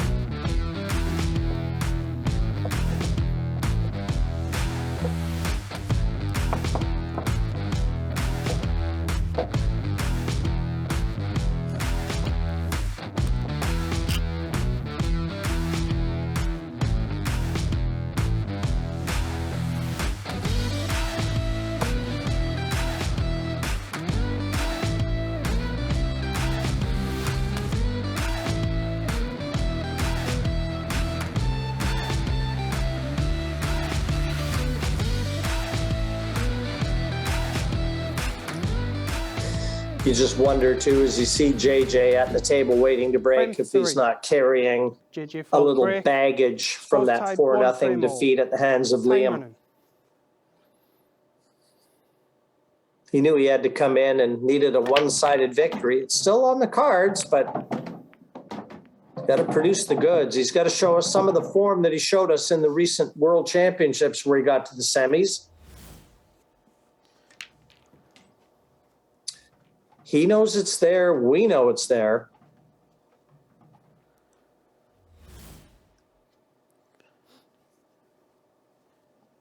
Yeah, and it's all about the break with JJ, because when it works for him, this break, it is phenomenal. As you can see, the way that all the balls just potted then.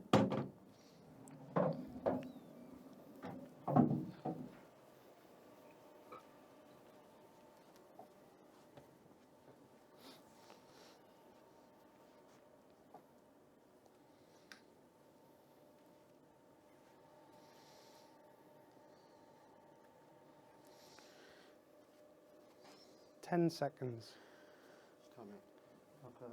Extension, please. Owns a club called the Savannah, hence his, well, one of his nicknames, Mr. Savannah. And that's in the Manchester area, is it, Mark? Yes, it is. Sort of just outside Bury, or Whitehall, I think it is.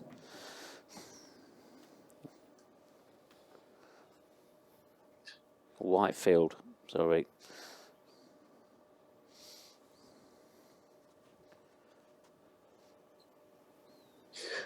Well, the greater Manchester area, my stomping grounds when I played snooker. I spent a lot of time in the Stockport area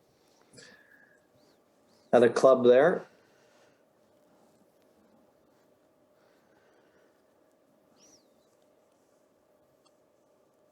London was too expensive for me, Mark. It's too expensive for everybody, Jim. It's not changed much now.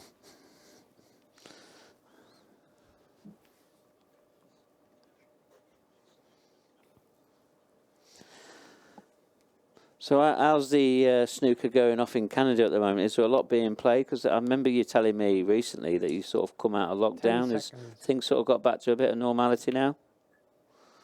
Well, we're still, in the throes of getting back to normal, but I think the level of frustration that set in with a lot of people that are just dying to get back out, and snooker's alive and well in Canada. I wish I could tell you we had some great young players that are threatening to get into the professional ranks, but that's not the case.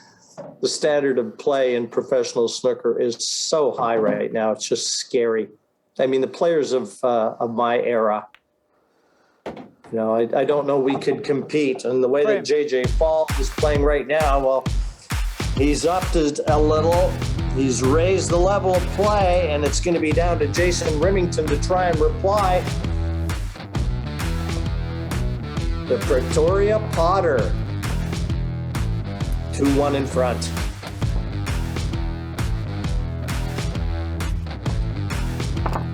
Yeah, Mark, that my club has 8 snooker tables in it, and I can tell you that most clubs in Canada don't have 8 snooker tables. They've got a lot more pool tables than they do snooker tables, but during the day, I could use 12 snooker tables because they go all day long.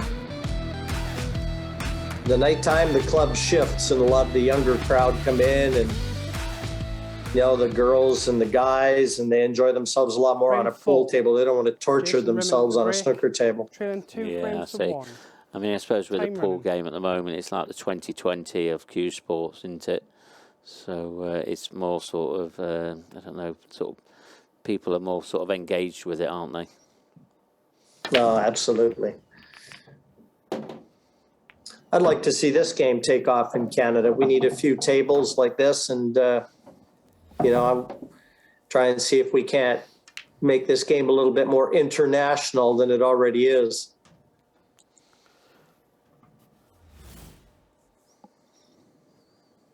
Good break, that one from Jason. And he's lost the last 2. 10 seconds. And that one careless mistake from him effectively has cost him 2 frames. If you remember back, that yellow he missed in the top right corner, been in his chair ever since.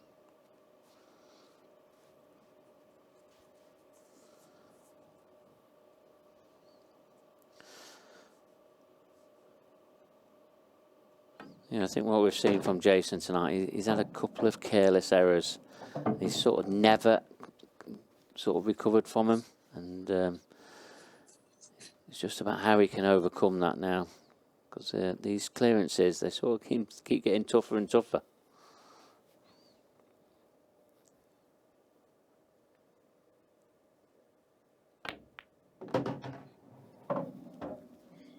No, that one's worked out very nicely. The reds just unfolded for him. So a couple different ways to go about his work here, but they're there for the taking. 10 seconds.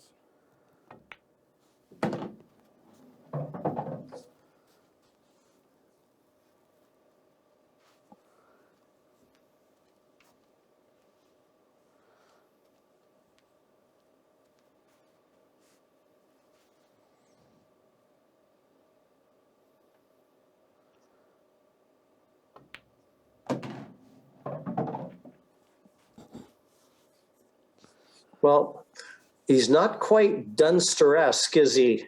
Where he kind of milks that shot clock down. You hear the 10-second warning almost every time Liam Dunster's at the table. And it's just, there's nothing right or wrong about that in any way. Just different strokes for different folks.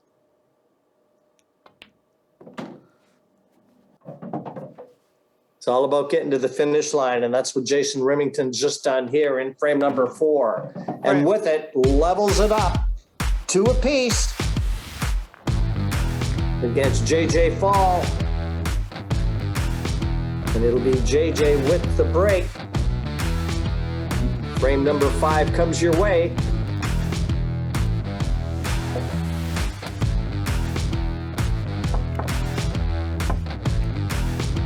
Mark, where do you play? Which club do you call home? Well, there's a club in Skegness. It's just like a working men's club. They're sort of all over, based all over the UK, and it's a bit of a members club more than anything.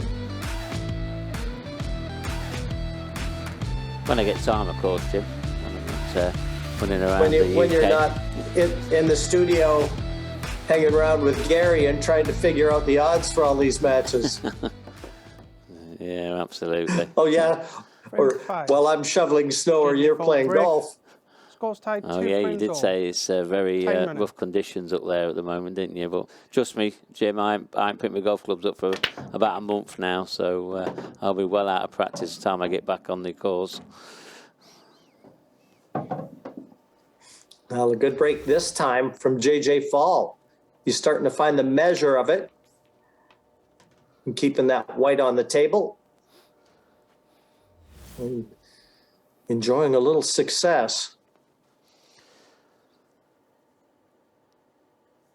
Yeah, and that's when JJ, when his break's working, he's just a different player.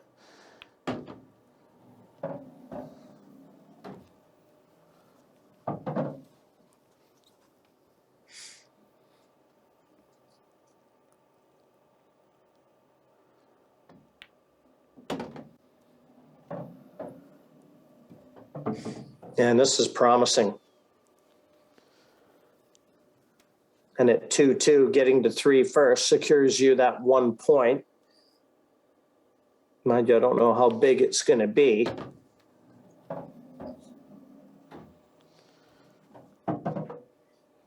Because both of these players really needed the 2 points that a win would bring.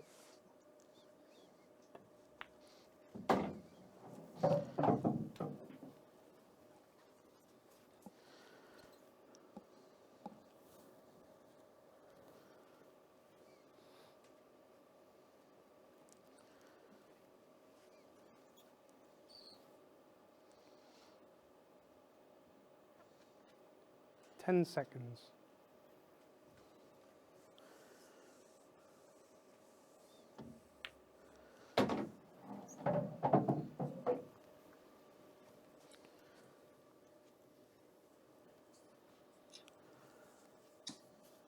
"44 years of age, most seasoned campaigner in this group, loads of experience.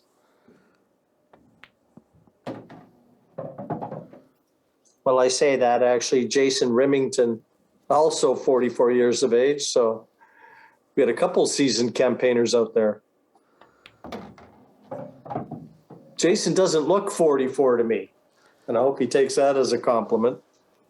Though he's not feeling all that great at this moment in time. Frame. Black down, 3-2 the lead enjoyed by JJ Faul.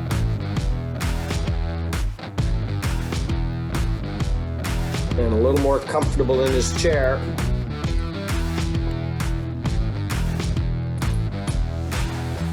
And awaiting what he hopes is an opportunity in frame number 6. We've already had one tie tonight. And time will tell if we get a second.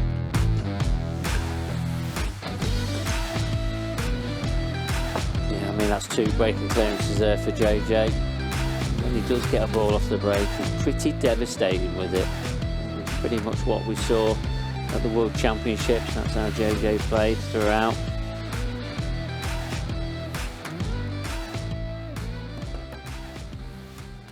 Final frame. Jason Remington at break, trailing 3 frames to 2. Time running. Well, I've always thought that the tie presented good value. There haven't been many, certainly that I've commentated on, but we may be in for a couple tonight anyway.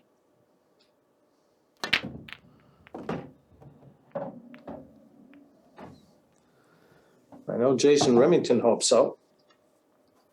The tie would favor him more so than JJ, just given the fact that he won 2 more frames than JJ did in his first match.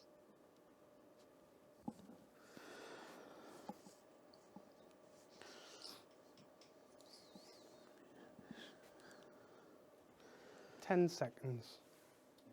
Extension, please.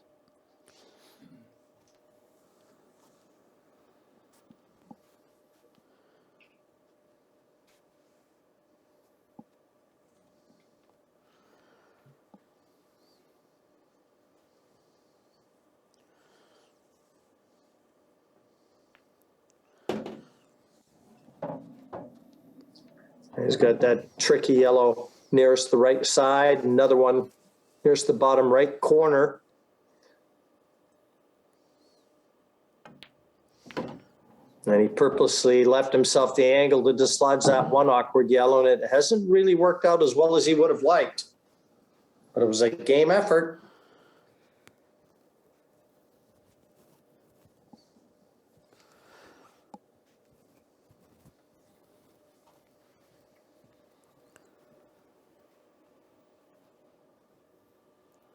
Ten seconds.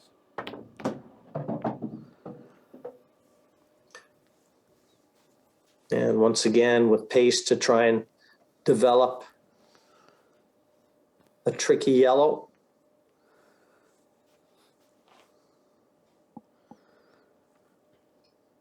But he's running out of options. Yeah, he is. And he's come this far. It's just whether he's just going to go all-out attack. He's going to need to leave an angle on this next yellow to have any chance of clearing these up.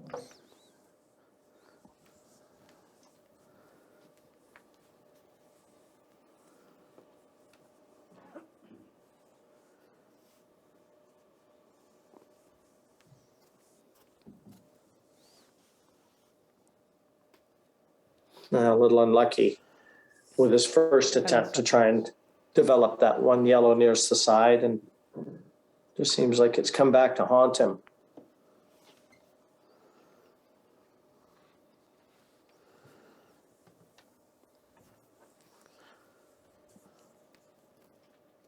Yeah, and now he's just opened this frame up, so he'll probably take the red he's closest to now. Don't think if it does go in the top left-hand corner, then it'll be an easier shot to play. And the way he's queuing up there, it does.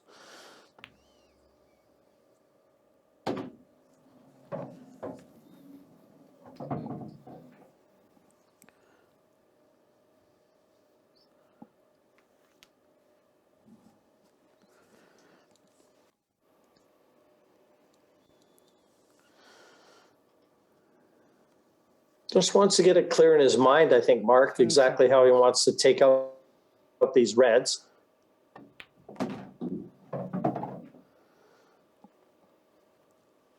Obviously getting up to the two reds, top end of the table, nearest the black.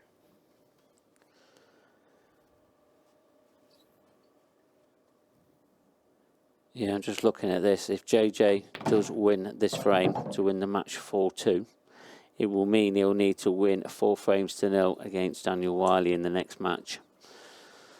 So that could be a very interesting matchup. But he's got to take these out first before we can start thinking about that. And that couldn't really have finished a lot worse. He's hampered slightly with that yellow, just 10 seconds. Bridging over the side of it. Now, every chance.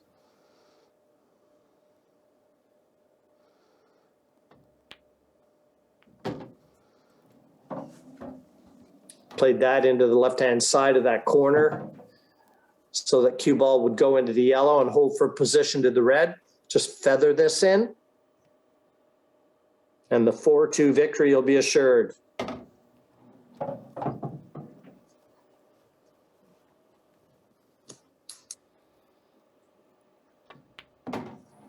And a good performance, this one from JJ, and just what the doctor ordered. It was a much-needed win. 4-2 over Jason Remington, keeps his hopes alive. The Pretoria Potter still in with a chance. Next up, Wylie will stay at the table or come out again. Sorry, JJ Faul will stay at the table. And we'll see if he can continue with the form he just showed us. Some great pools still to come, guys. Yeah, the last couple of matches, Jim, we've got Daniel Wylie now. If Daniel Wylie beat JJ Faul, he'll be on 5 points, won't he? He will be, yes. Yeah, and then, that puts Liam under pressure to try and get a result against Jason Remington. Right, so in the next match then, Mark, you said that if JJ Faul wins 4-0... Yeah, he takes the second place. Second place? Yeah, so he's got a chance of getting the second place, the highest runner-up spot, because there's 2 up for grabs in these 6 groups.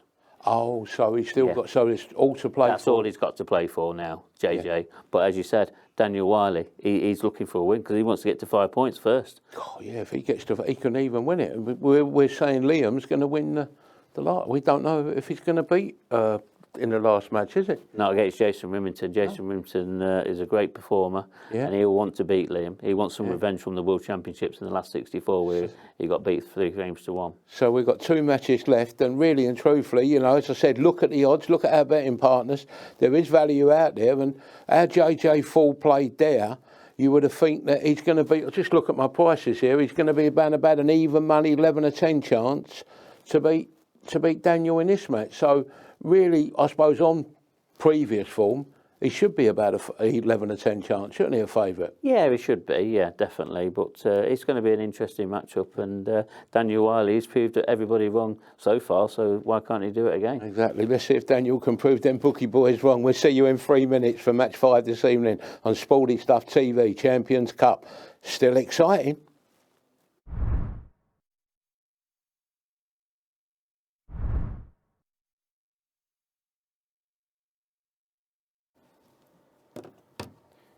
Champions Cup Event 3, Group A match, best of 6 frames.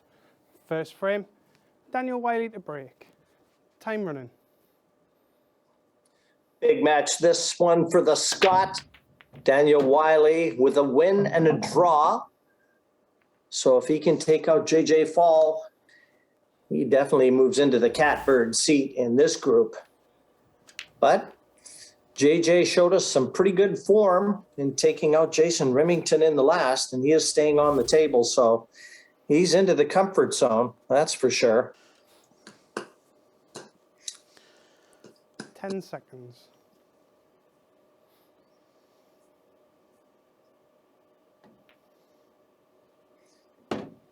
And I think, Mark, it's also fair to say that Daniel has to feel like a missed opportunity against Liam Dunster in his last match, maybe weighing on him. Yeah, you're right, Jim. It's just how he can sort of forget about that now and move on. I mean, he seems to be having such a good break at the moment, but what has he done there? Bit tentative that one was. I don't know why he didn't stun it in. It looked like it was pretty straight, just stun it in and maintain position to the red that it looked like he was on. Look at his face. He'd fry an egg on his forehead right now. Extension, please.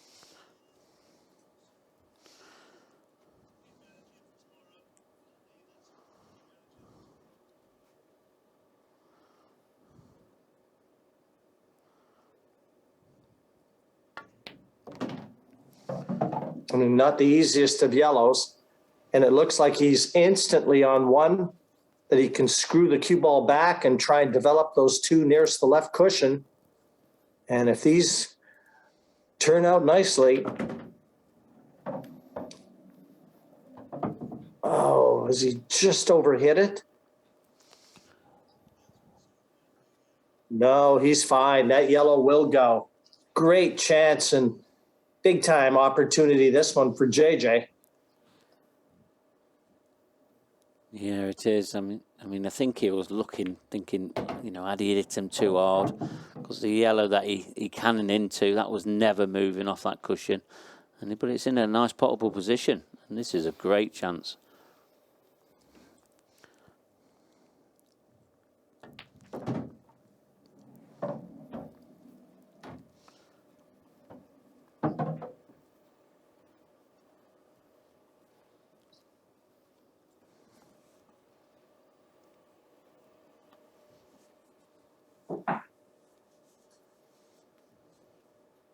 Just got to be a little careful, doesn't he? 10 seconds. I mean, he's got to negotiate path to get through that yellow near the side.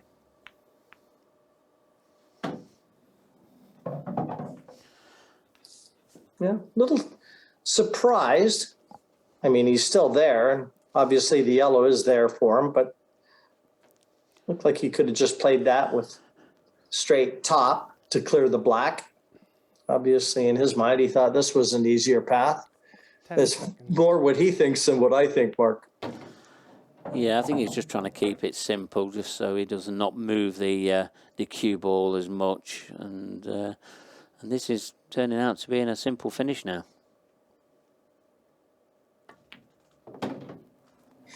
Yeah, perfect alignment too. His elbow, forearm, and cue in perfect alignment there. You got a great look at it from the back end and great fundamentals.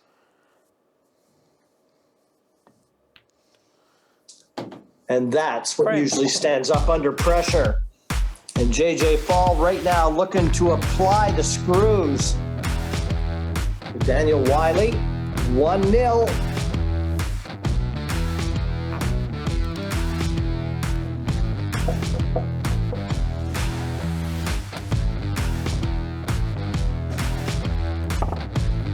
Well, Mark, if you can read that league table, please feel free, because on my screen, it's way too small for me. Well, JJ Faul, he's on 2 points. Remington's on 0, and then Wylie and Dunster, they're both on 3.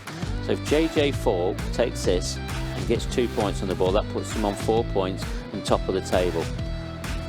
And if Liam Dunster loses his last match against Jason Remington, JJ Faul is through to the next stage, which would be incredible after his Frame start 2. in match. But JJ he's Faul got to break. win this match first. Leading 1 He's had a frame good to 0. start. His break Time seems running. to be working for him now. Is that going to continue?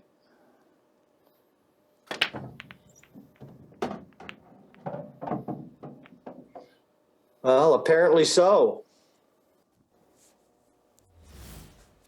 And he breaks with his playing cue. He just stays at the table, having a look around, surveying the situation. Very likely take his extension to try and decide the pattern with which he wants to attack the color of choice. 10 seconds. Extension, please.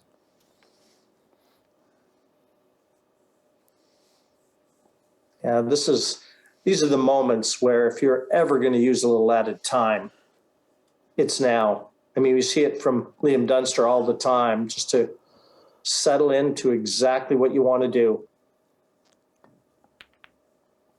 And probably more importantly, how you want to do it. Well, I'm not sure that he intended the cue ball there, but he's definitely in control of frame 2 Goal snooker. of that. There's no doubt.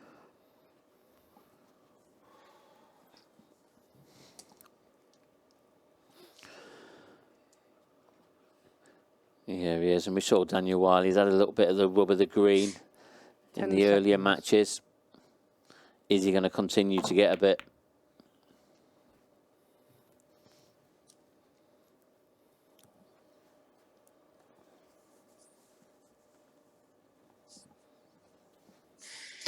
Yeah, he just doesn't, he's not exuding any positive body language, is he, Daniel, right now? What a good shot that was.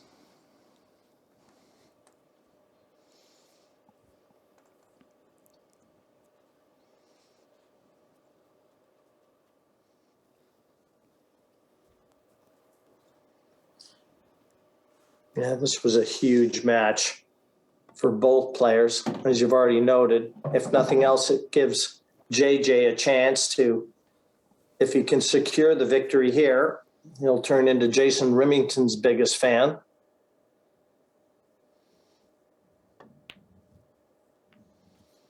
Ugh.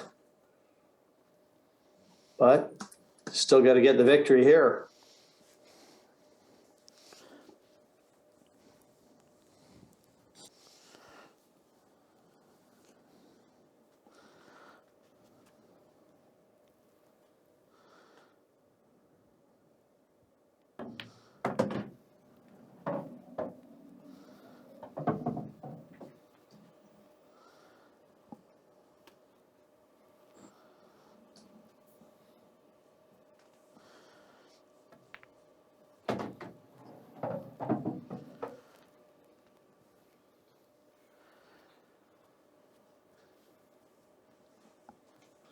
Yeah, this next shot here, Jim, it's really important. Leaves himself a nice angle on the one into the bottom right-hand corner. Don't want to be too straight.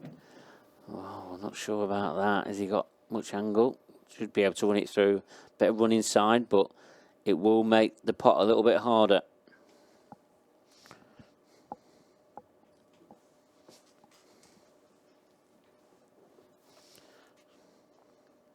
Ten seconds.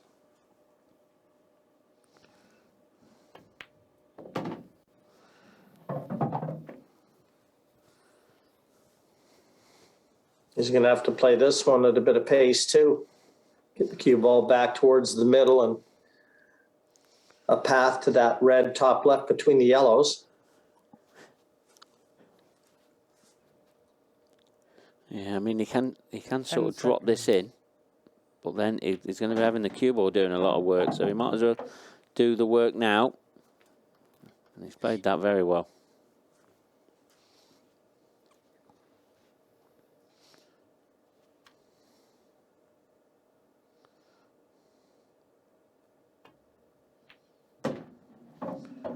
Oh, what a horrible positional shot that was. Tried to kill the cue ball and overhit it by some margin, and now he's got a very thin cut on this black, and cue ball is going to be racing. Wow, great recovery, though. Terrific shot on the black. Daniel Wylie secures his first frame. 1-1 against J.J. Faul, but had to be some anxious moments and some head shaking after a bad positional shot. What should have been an easy black, well, it was made to test him, but he passed that one with flying colors.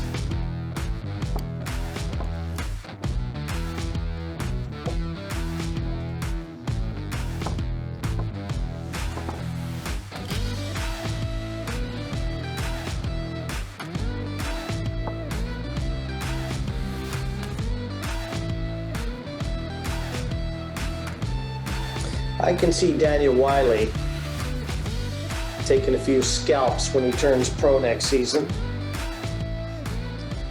He's just the type of player that I think if he gets a little confidence, Daniel Wylie to break. starts to believe that he can take out a lot of these top players, he's going to make a mark in the professional game.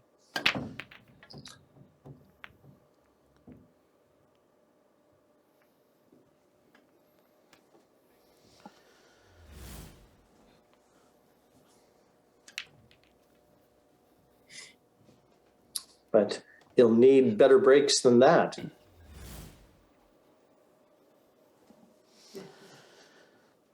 Yeah, he will. And the breaks have sort of deserted him a little bit now. Extension, please. And things aren't going that easy for him.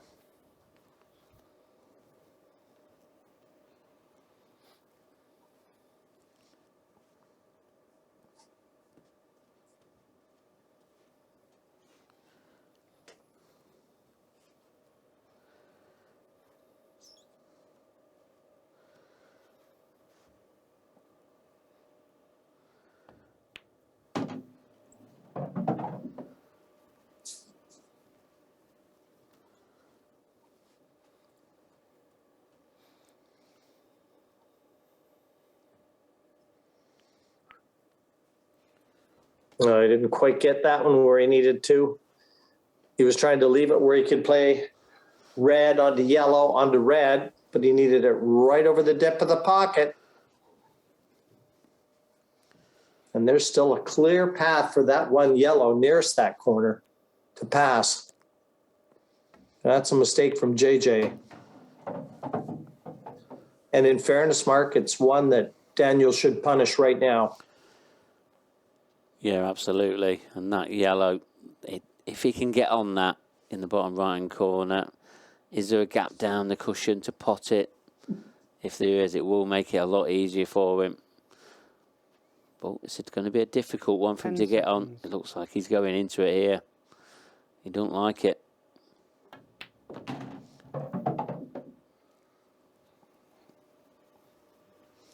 Is he on it now? Can he clip it in? He's got a big pocket. If he catches it a little thick, it's going off the red.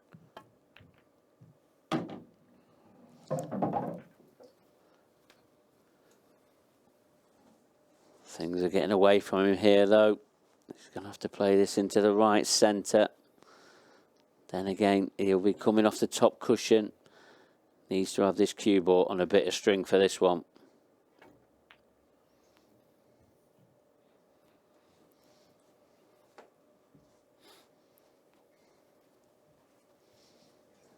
Yeah, it just never looked like it was going to be easy for Daniel in that visit.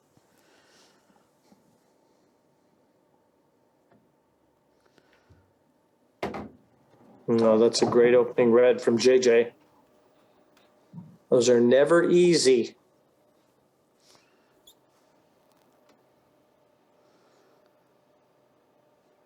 No, No, they're not, but look how easy he's made this table. Look now, one good pot, one positional shot here, and the frame is his.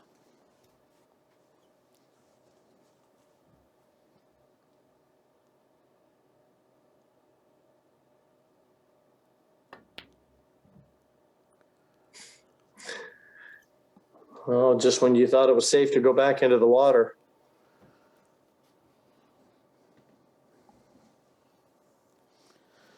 Amazing.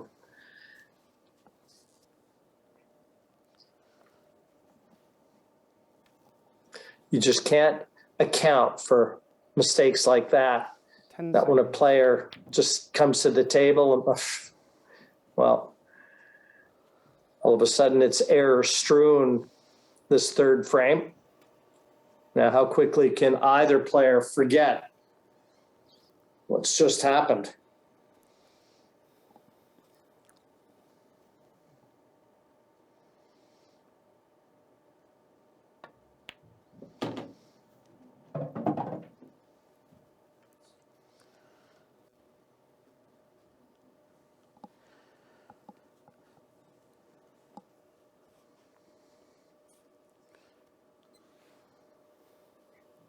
Well, in taking this red, he knows he's going to take the cue ball up table for the red to the side pocket.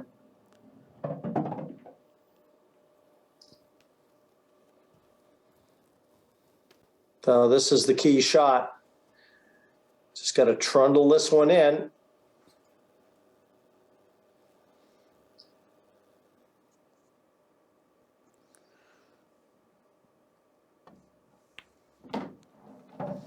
No, that's a confidence boosting recovery for JJ Faul right there.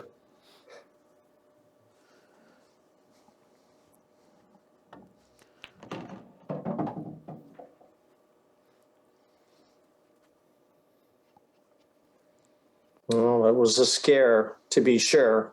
That looks like he's going to survive it for a 2-1 lead. It's there, and 2-1 secured. Frame. Victoria Potter, 2-1. Up on Daniel Wylie. Now you can forget about that lax miss. It didn't count for anything. The JJ with the biggest chance now can settle in.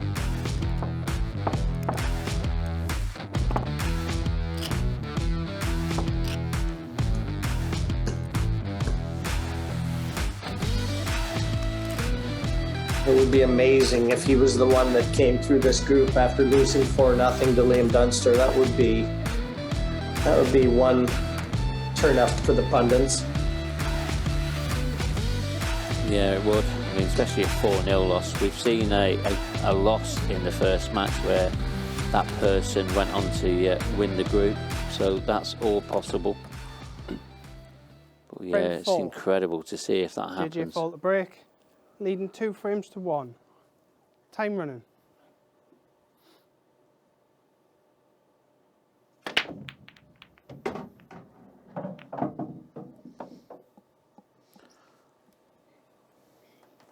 He does seem to have his break back though, Mark.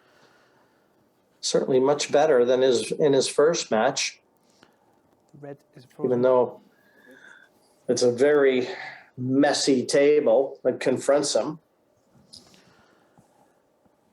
Yeah, his break seems to be working for him now. 10 seconds. But as you noted, his table is far from easy. Oh, he's going to have a shot, possibly, at opening up that bottom right-hand corner. But playing that shot there, that's not his best one he's played tonight.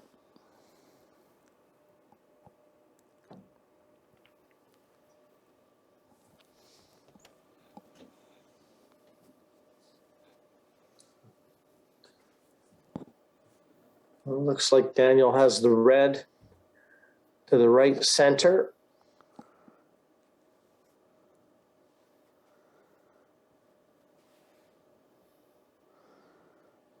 Ten seconds.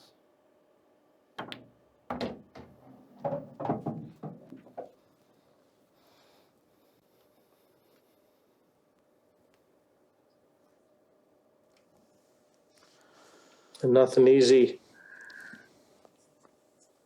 for him either in terms of trying to get out in this visit. That was kind of a nothing shot intended to cover the pocket. And, you know, you can see when you watch players like Liam Dunster and some of the better tacticians, Clint Jansen, and, you know, the players that really do read the game well, they don't often fail when they're trying to play a good, sound, tactical shot.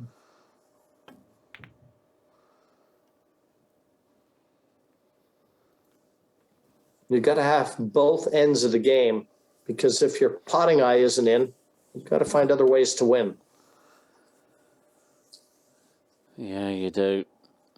And Daniel, he just keeps making mistake after mistake here. And it's not looking like he's going to be winning this frame either.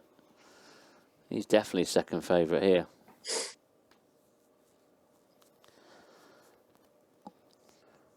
But we know, Jim, one good shot, he can just turn around the frame just in an instant.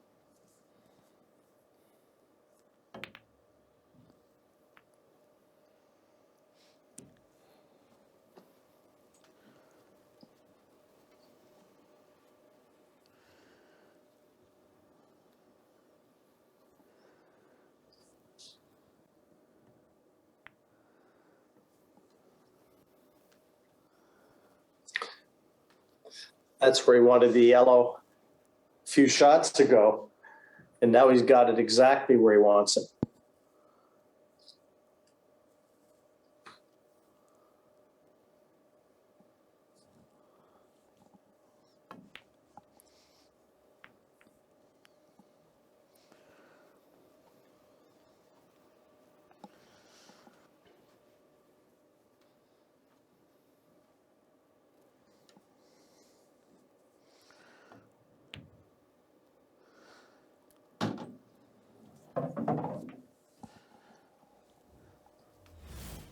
Yeah, that was a good double there. Nice shot.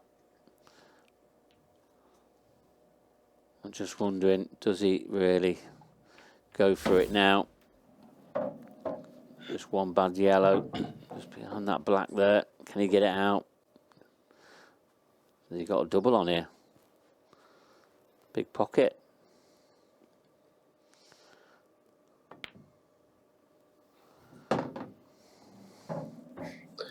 Well, two doubles spell a lot of trouble for Daniel Wylie in this one.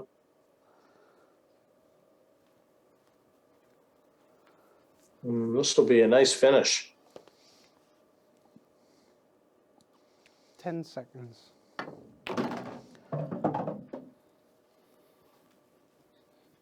Wow. Well, has he got a bit of work to do here now? Can he avoid that red?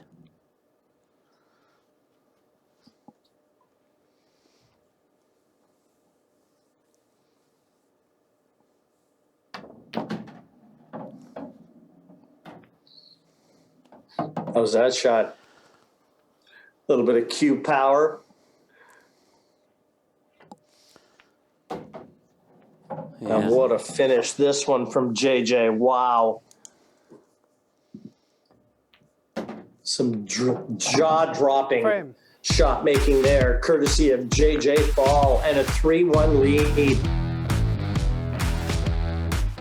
Every chance to secure 2 points and give himself the opportunity to turn into a big fan of Jason Remington in the last match of the night. And there it is. That's what's yet to come. Jason Remington won't have a chance, but I guarantee you there'll be a nice pint waiting for him. If JJ wins this match and he can take on Liam Dunster, the reigning world champion, I think it would be fair to say that JJ might be buying the beer.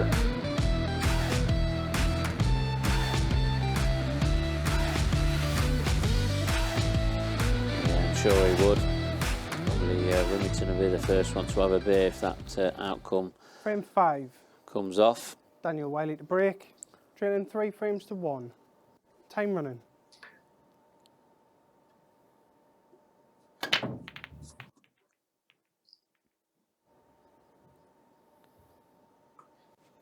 Yeah, just a shake of the head.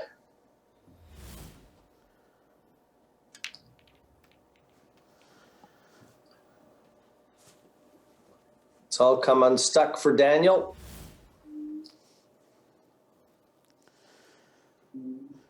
Yeah, and that's ever since that he missed 10 that pot seconds. against Liam in that top left-hand corner. And he's never sort of got over that since then. And it's just amazing how this game can just switch just like that. Well, they always say the balls don't forget and they don't forgive.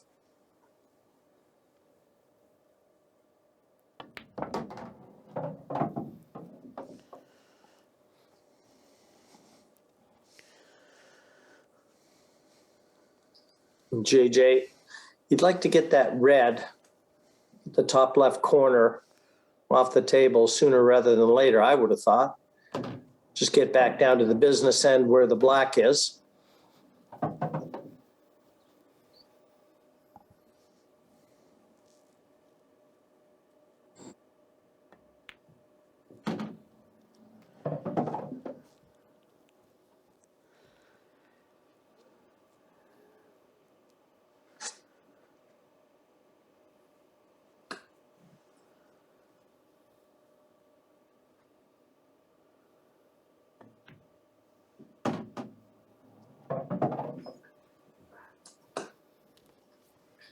He's got one more chance. He's going to have to play a good shot here. A difficult red, it goes without saying. But he's really going to have to dig into this cue ball.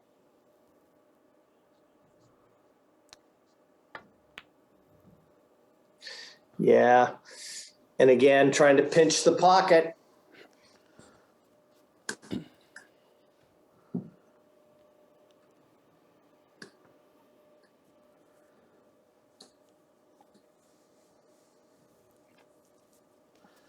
And he's not the favorite in this one anymore.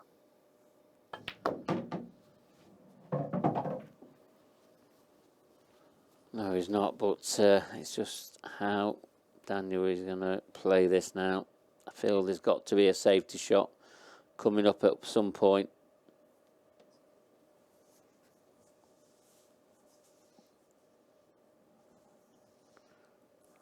Ten seconds.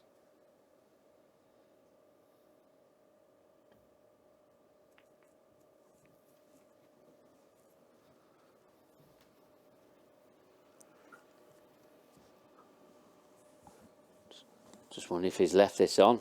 The one in the bottom right, can he come off the cushion first? It's exactly what he's just looked at. I mean, he's going to cannon into the yellow if he does make it. And so no guarantee he's going to be on the last red. Foul. Well, he didn't get there anyway. So One free shot, one visit. Time running. the safety from Daniel Wylie pays dividends. Time out.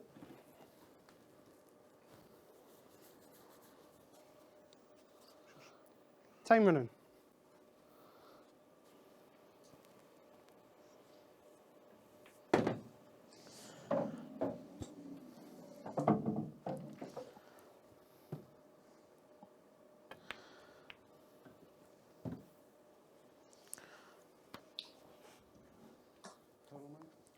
Total snooker.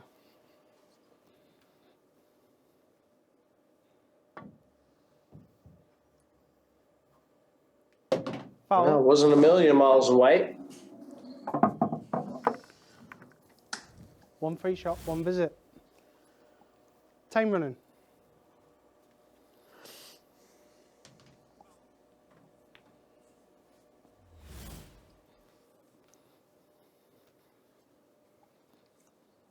And you have to feel that Daniel will try and secure the frame right here and now.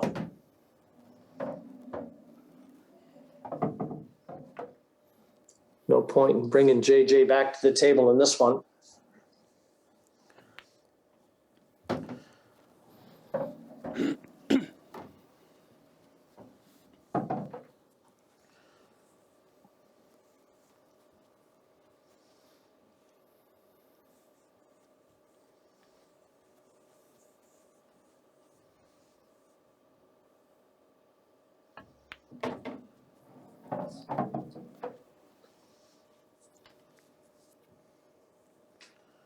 So, Mark, if I can get you to do a little bit more calculating and get that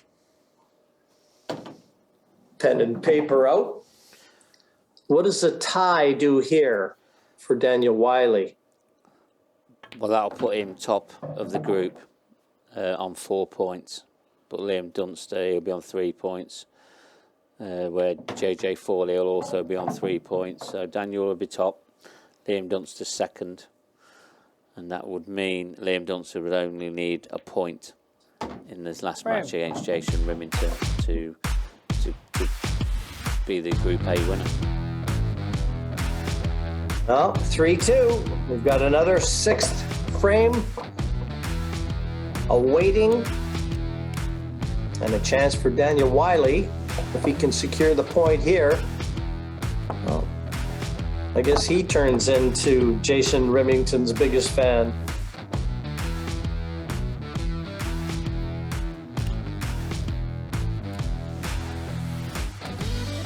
Jason Remington's going to have a lot of fans watching that last match, no matter what happens.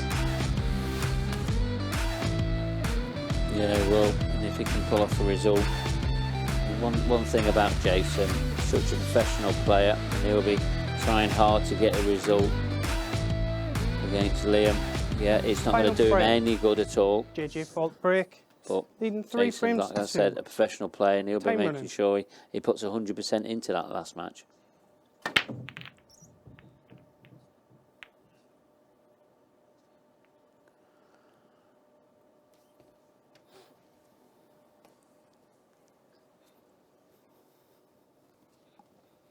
A timely dry break.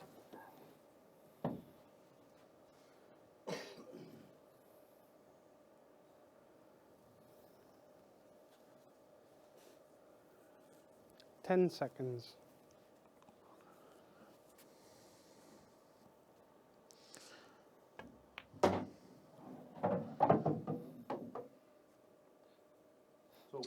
Total snooker. Yeah, that's kind of a head scratcher, Daniel.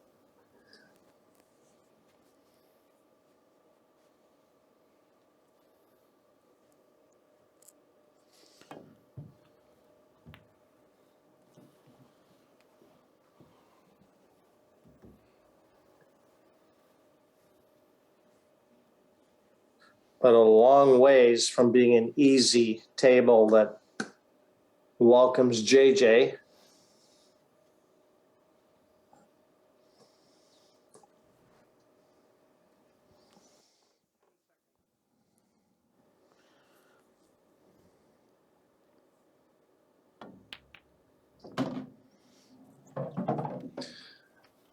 But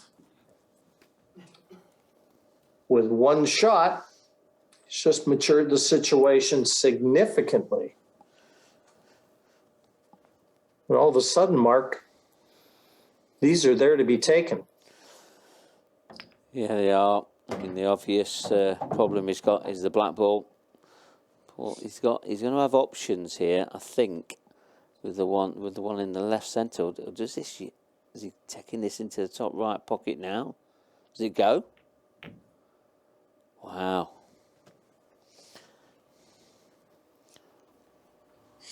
Just replace the red. Table tap from Daniel Wylie, acknowledging he's kind of turned the tables on him.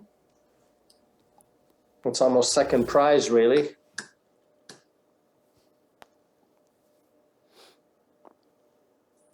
Ten seconds.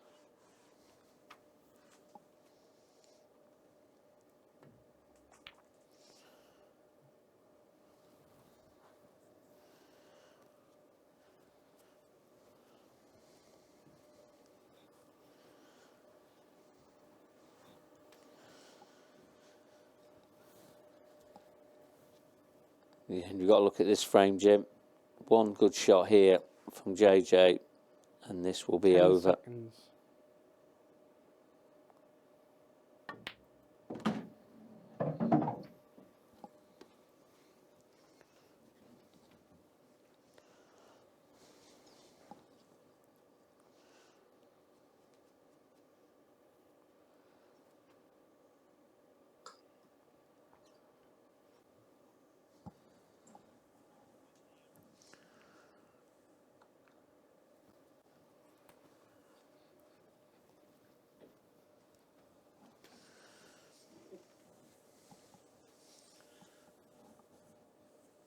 Yeah, it looks like there's a little bit more to go in this frame yet. JJ, he won't comfortable. Trying to drop that yellow in.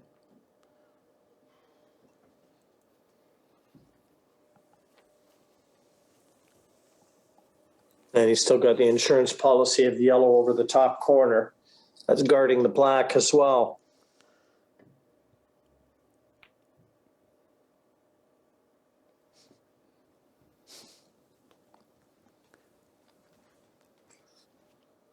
Well, he's put that yellow into a better position. And if he gets the cue ball over on the left-hand side, left to him, he'll be able to attack that. And Daniel's got to be aware of that. That's an excellent. Well, he raises his hand to apologize, but it looks to me like he has snookered JJ on every single ball.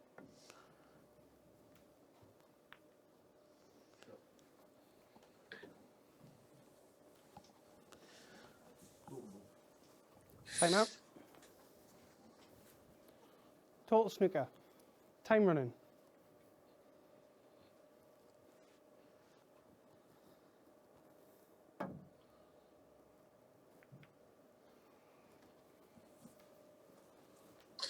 Well, is this the chance? Can he develop that yellow just below the red? Got the angle on certainly the one yellow bottom left.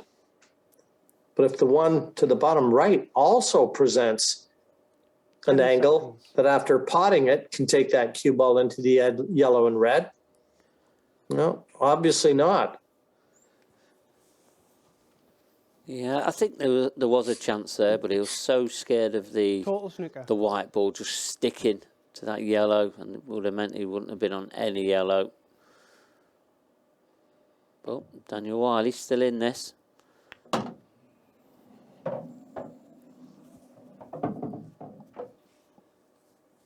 Time out.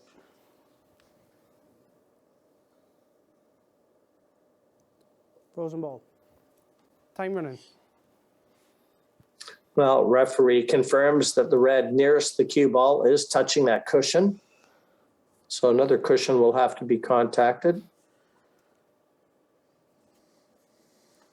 If it isn't the cue ball, that is. Extension, please.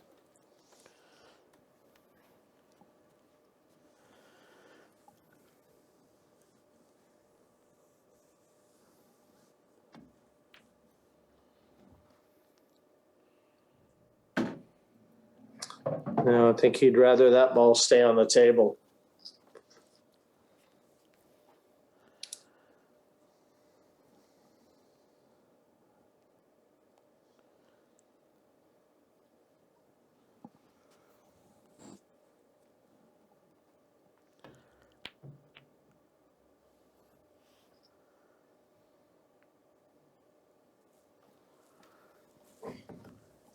Yeah, that's a great shot.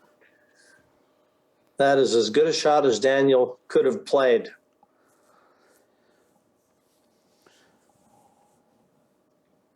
Yeah, that one was top draw. Got the pace right and everything. JJ's trying to open it up again. That's not gone right. No, it looks like he's struggling.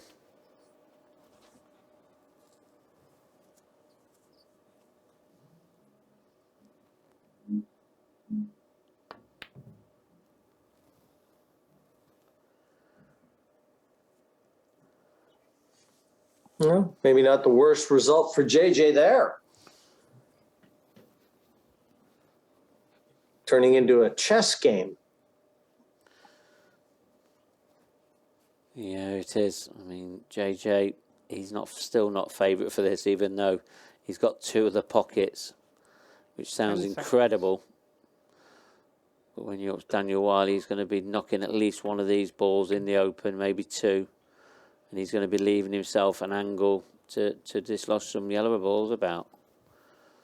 What can JJ do here? Because that yellow in the bottom half of the table is horrible. Can he reverse double?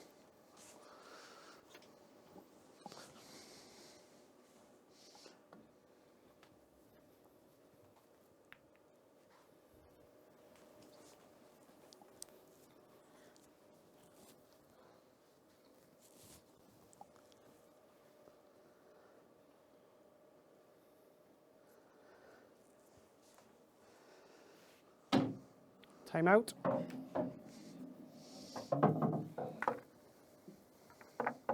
Well, the yellow, that gives you an idea of how close it was to the top corner. It just fell in. It's yellow. It's yellow.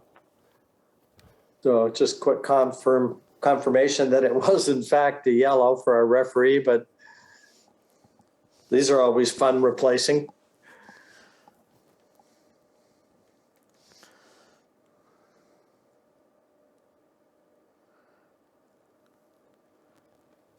Okay there? Steady hand. Thank you. Time running. 10 seconds.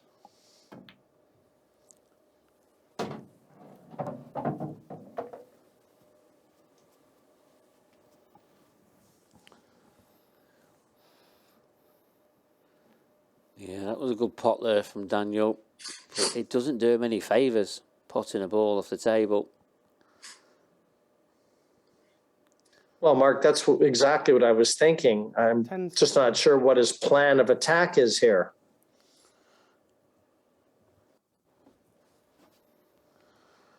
Well, that clock's ticking. He was down to 1 second there. And he was rushing around. Look where he's put that red. He's put it in a horrible place. JJ, you can get this yellow out now, and then he'll be going out for the outright favourite for this frame. He might even take it out now. But the black, he's going to have to manoeuvre that about as well.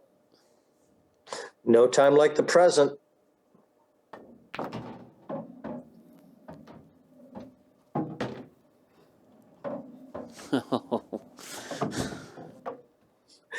Yes, he offers his hand, but at the end, it was a good shot anyway.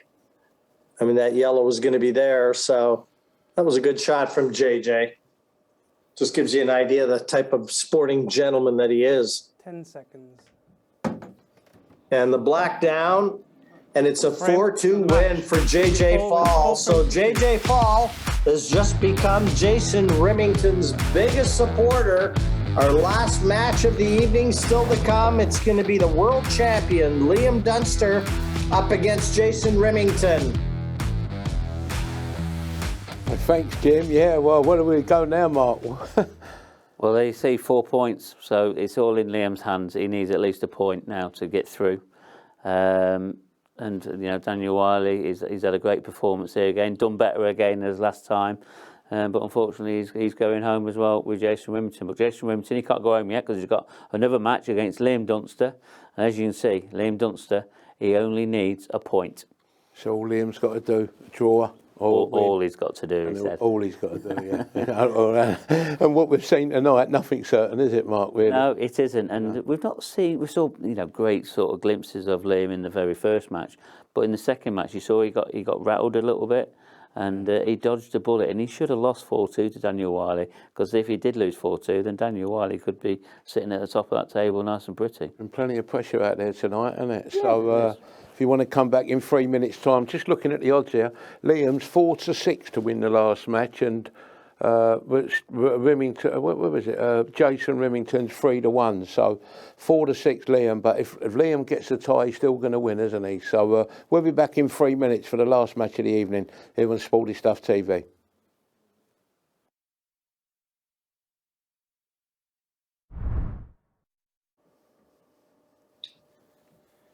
Champions Cup Event 3, Group A match, best of 6 frames. First frame, Liam Dunster at the break. Time running. So our last match of the evening, the world champion up against Jason Remington. And JJ Faul, after back-to-back 4-2 defeats, or wins, and defeating in order Jason Remington and Daniel Wylie, gives himself an outside chance. And he's now sitting back, waiting and watching and hoping that Jason Remington finds the form that so far this evening has deserted him. And Mark, a tie is good enough for Dunster, I'm told. Yeah, that's right. 10 seconds. That's all he needs is a tie. Extension, please. I mean, he'll be going out to win this match. He don't want any more ties. But we've seen a lot of these frames, they've sort of been very, very untidy. So I'm just wondering, is this how the table's actually playing tonight? It's been playing pretty tough.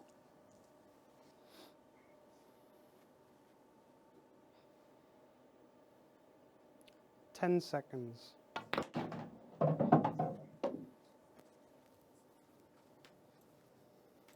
Well, chance here. Early days for Liam.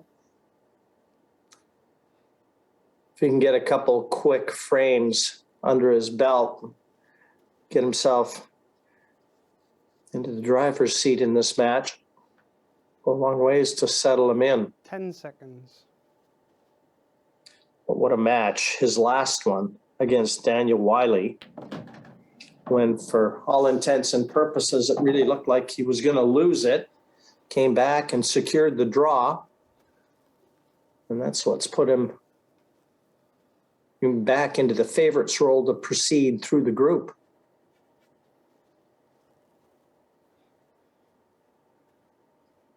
But work to be done. 10 seconds.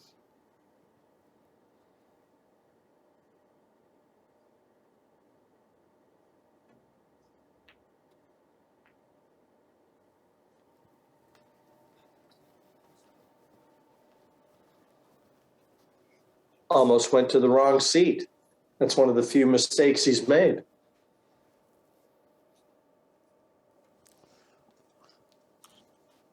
Yeah, he's been so used to sitting that side. He had 2 matches in a row, sat that side. 10 seconds. But not this last match. Extension, please.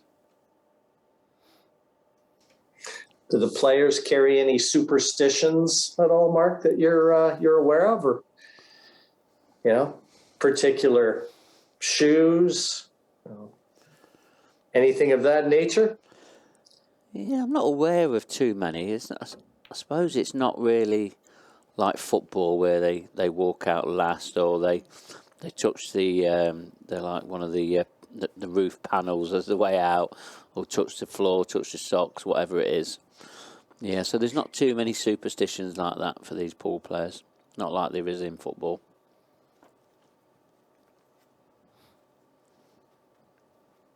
10 seconds.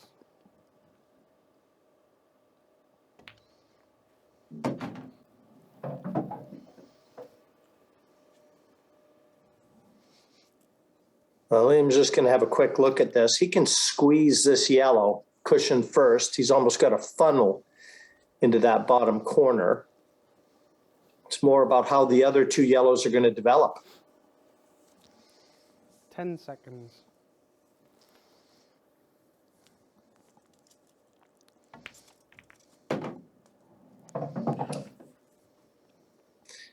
Not too bad at all.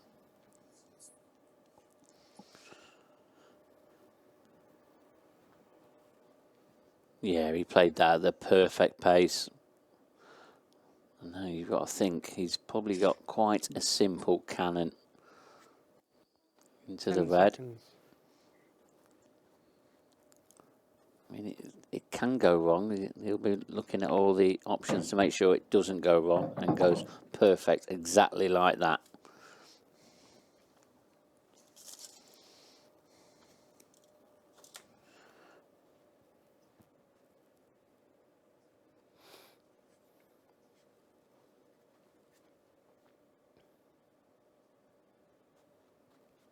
Ten seconds.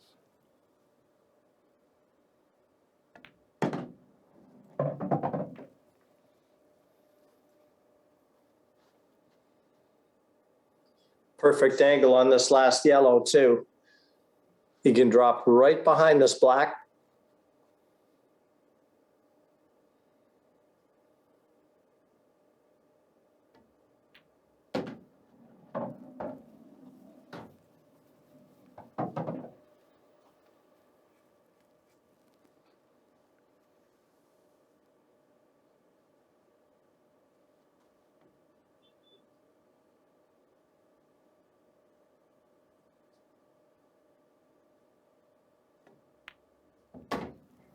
Secures it, and with it, the opening frame. He needs a draw. He'll want the win. 1-0 over Jason Remington.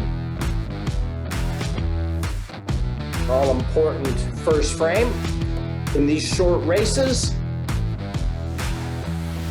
Establish a little confidence and authority.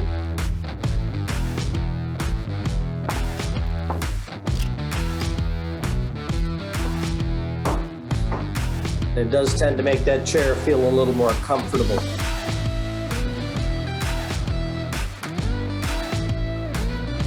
Oh, Jason Remington, he can't wait to get at him.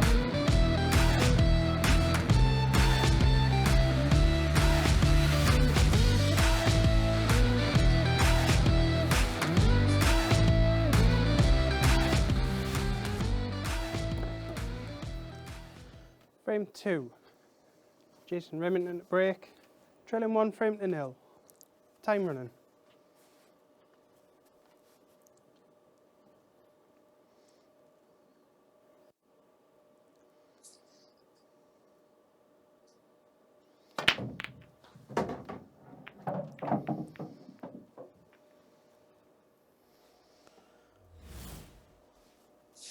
A successful break, but it's kind of where the happy stories end. Nothing easy at all here. No, not at all, and it's pretty much been the story of the night for Jason Remington, the way these breaks have gone for him. And is he just going to try and force a finish and try and force a bit of form as well?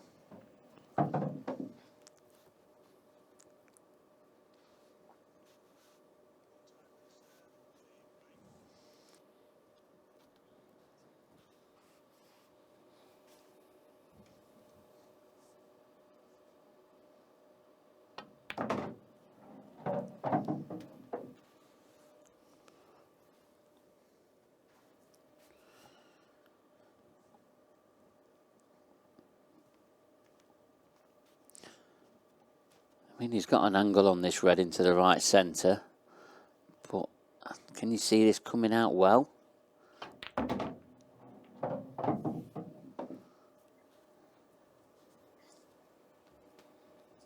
Well, he's still got the black to contend with, doesn't he?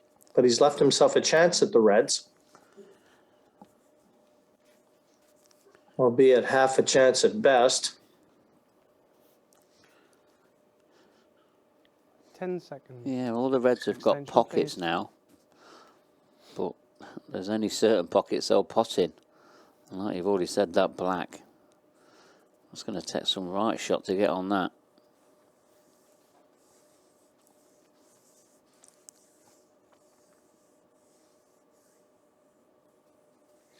Yeah, and you know, the mindset that Jason is probably in right now, he knows he can't get through the group, so he probably doesn't feel like, you know, grinding it out.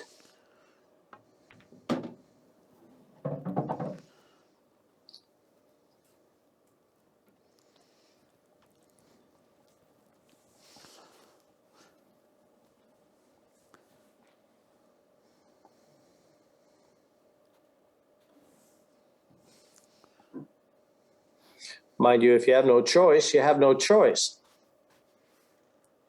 10 seconds. Because it just doesn't look like there's a finish on here at all.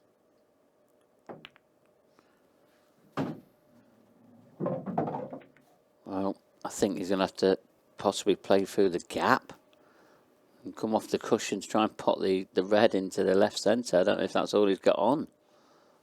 What is he conjuring up here? And what does he do with the black? I think you're exactly right, though.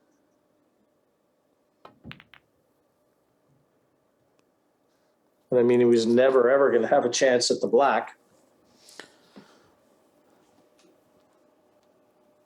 But like I said, I just don't think that he's in the mindset that he wants to, you know, get into the mud with Liam Dunster.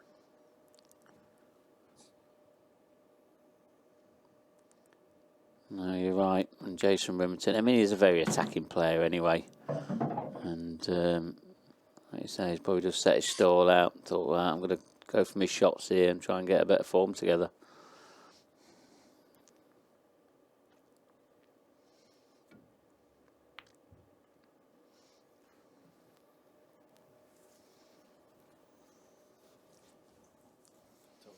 Total snooker.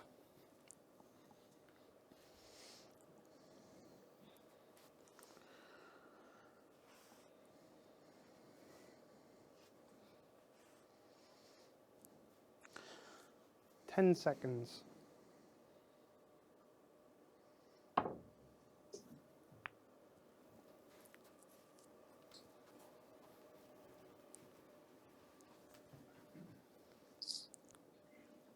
Well, a chance for Liam if he decides to take it.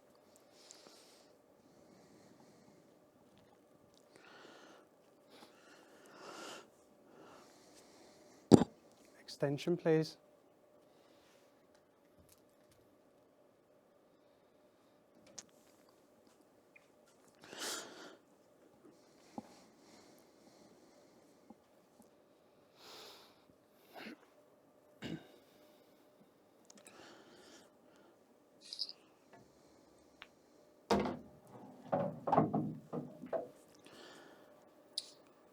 And follow through with this yellow and leave the yellow to the center pocket. And the frame will be at his mercy.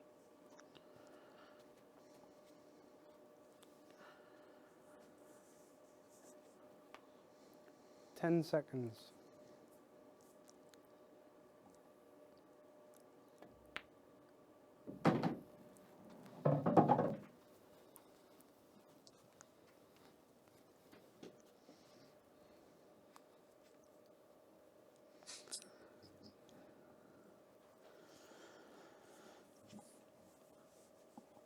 Yeah, I think when he took his extension in this clearance, we sort of knew then he was going all out attack.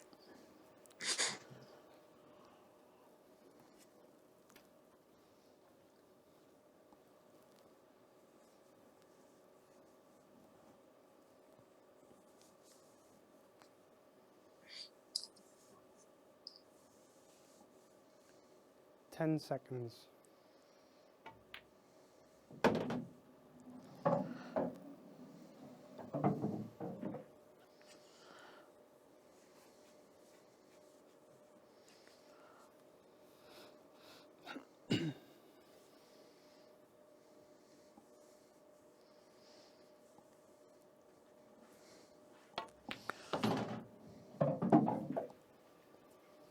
Now, nicely played.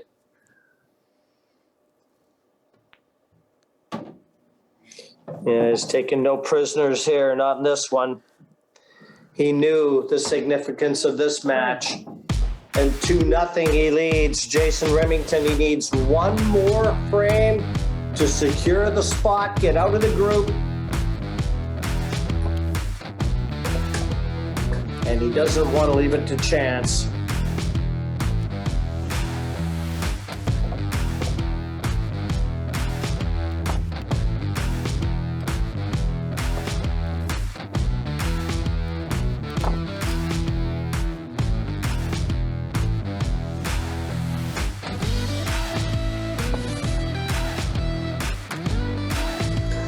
Dunster, one of those players that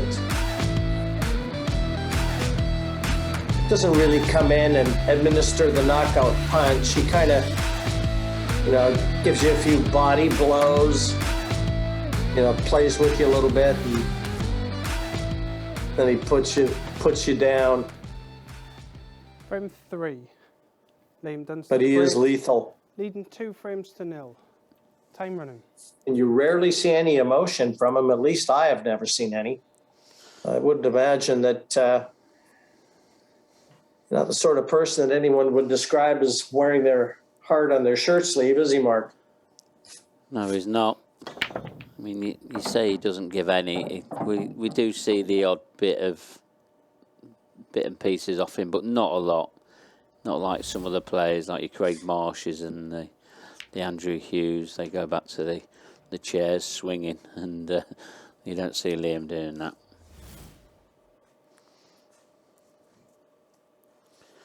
Well, a successful break here. Frame 3. Extension, please. And quickly calling for the extension. Just buy a little time.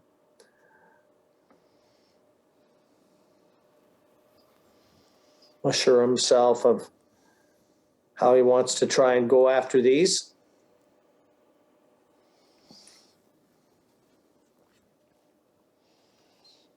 Not sure how available those 2 reds are at the top end of the table, but 10 seconds. it looks like he can get through to enough of this to be able to make it. And in fact, he can.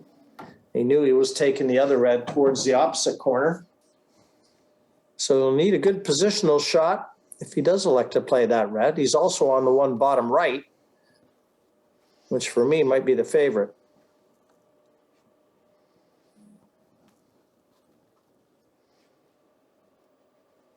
Ten seconds.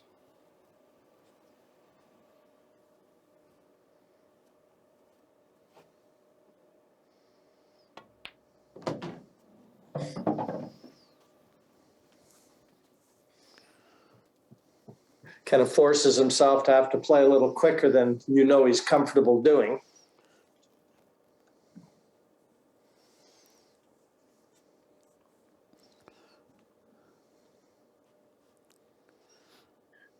But this is the chance. 10 seconds. The reds are there, and he's on the one to the center.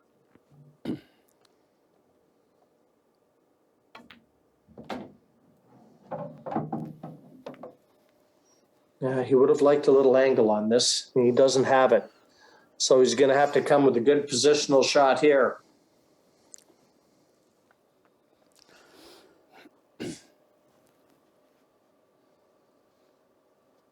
Yeah, he's looking at just playing and leaving the gap. I mean, 10 he hasn't got a lot of room for error there, and that clock ticking down is putting him under a little bit more pressure. Long distance.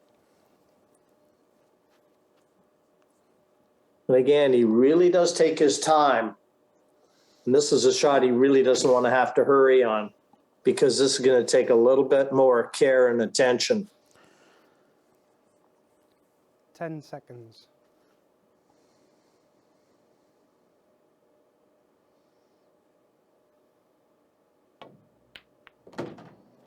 Oh, what a shot. Beautifully played. Had to cannon into that yellow. Now he's got a perfect angle. This is all about speed. I want to just take it above that red, play the red to the bottom left, and it'll have the angle to take the cue ball up for the black next. 10 seconds.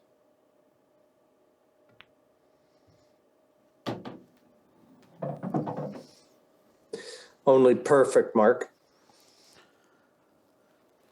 Yeah, he's got it on a piece of string now, this cue ball. And even this shot, it's relatively easy, but he just gives it the utmost respect. 10 seconds.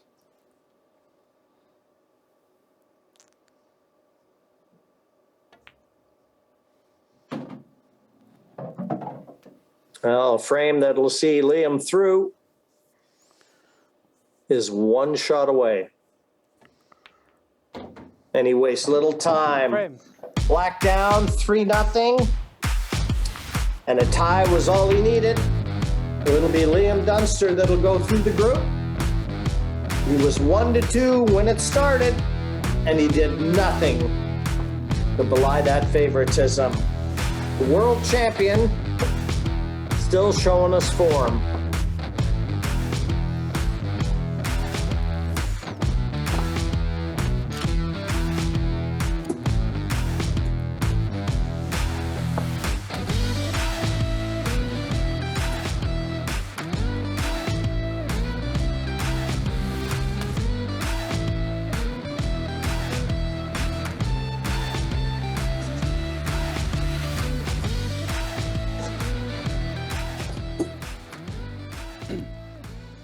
Frame 4. Jason Remington break, trailing 3-0. Time running. Well, we'll see if Jason can show us a little bit of the form that we know that he possesses. Mark, you were saying he actually has won an IPA event before. Yeah, he has, and it was a few years back. We're probably talking 6 years ago. But he was one of them players that was getting to semi-finals, quarter-finals, so it was only a matter of time. And if he can sort of rekindle some of that form in this coming season, then you never know. You know, I did ask him in his interview about does he think he can win another title, and he said it there and then. Yes, he does.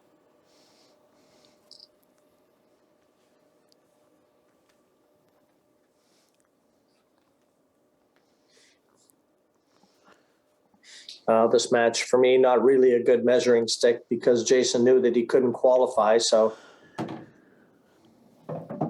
difficult to come out and really dig in. But having said that, these players have a lot of pride, a lot of professional pride.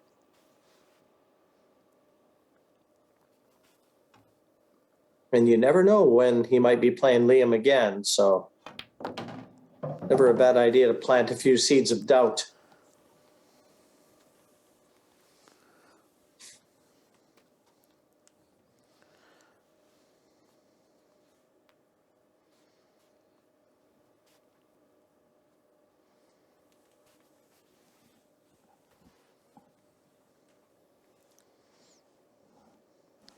Seconds.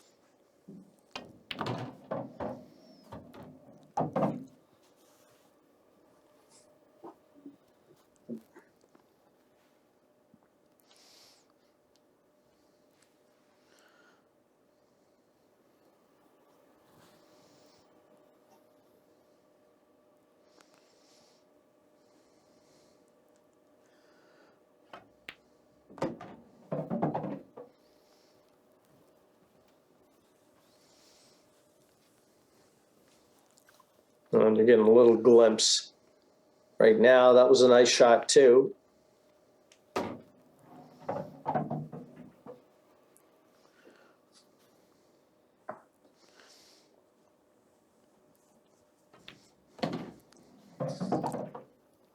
this has to make him feel a little bit better.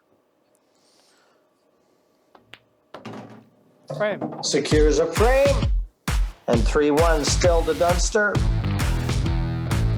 But a nice break and clearance that time from Jason Remington.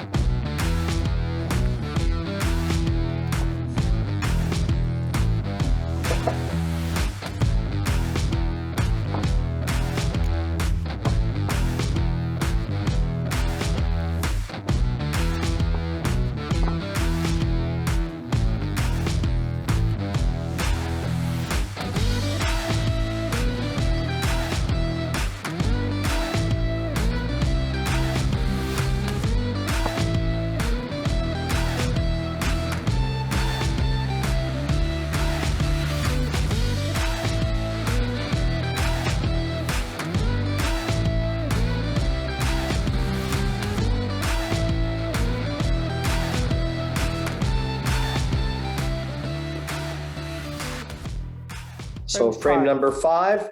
Liam Dunster to break, leading 3 frames to 1. Time running. Well, Liam with the chance now. Wants to still try and find the secret of the break. He always seems to break from the same spot, Mark. Cues right over the corner pocket and into that red just below the top one. Well, lost the cue ball there. Foul. Yeah, he does. He's just so measured. You just make sure that white ball is in the same position every time. But that's one of them that's got away from him. Straight in the bottom left-hand corner.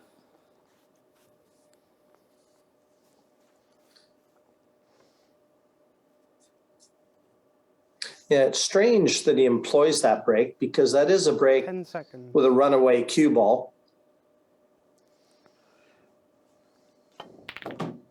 Do any other professionals use that cut break? Yeah, they do. Mike Boyle, I've never seen the cut break have so much pace with Mark Boyles. Clint Jansen, he does it a few times. But all your other top players, the John McAllisters, the Farnsworths, the Marsh, the 10 Davises, seconds. they all go Extension, head on. please. And I suppose it's just whatever works for you. It really does. But some players, they do chop and change to try and change it up a bit to try and make things happen. Yeah, the only things you can change with the break are the area you're placing the cue ball and the speed with which you break. Obviously, the point of contact.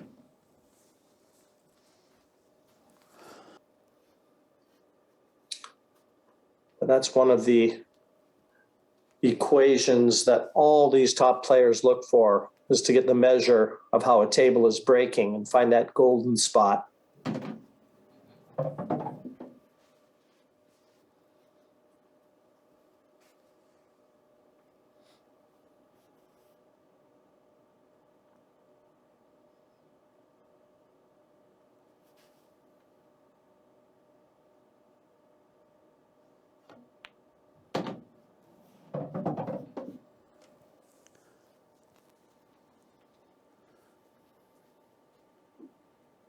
Yeah, and this is exactly how Jason can play.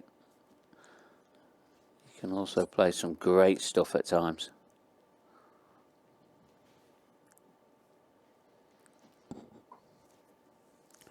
Ten seconds. Hopefully I've not cursed him now though, Jim. After a big dim up.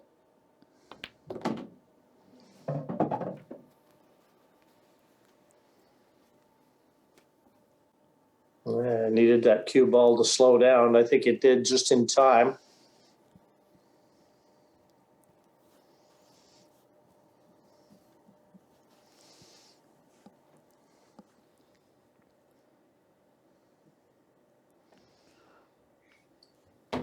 Well, it's a good thing, too, for Liam that he secured the frames as quickly and efficiently as he did, because all of a sudden, Jason Remington has caught another gear.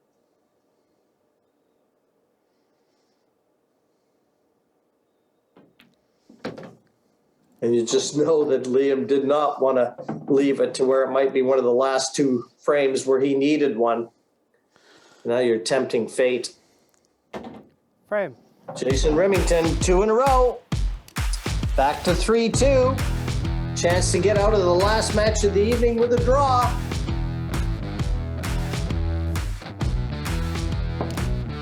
And every match, apart from one, has shown us 6 frames.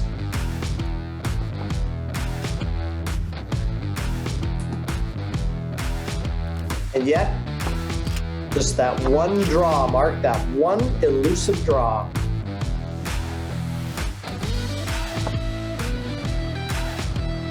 Yeah, Daniel Wylie getting that draw with Liam Dunster.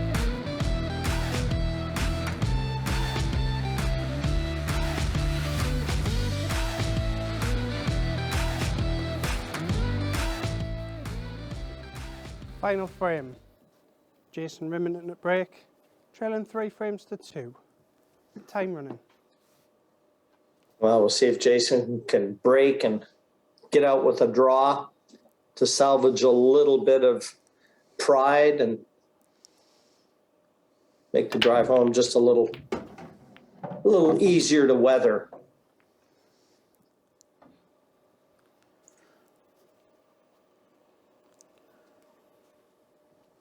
Yeah, they've not felt too bad. I mean, it's all on the black. Does it pass in the top right-hand corner? I mean, the easiest outs are probably yellows, but I'm not sure if that black passes. 10 seconds. Extension, please. I mean, there's no reason why he can't take the reds, but we'll have to develop that one in the bottom half of the table.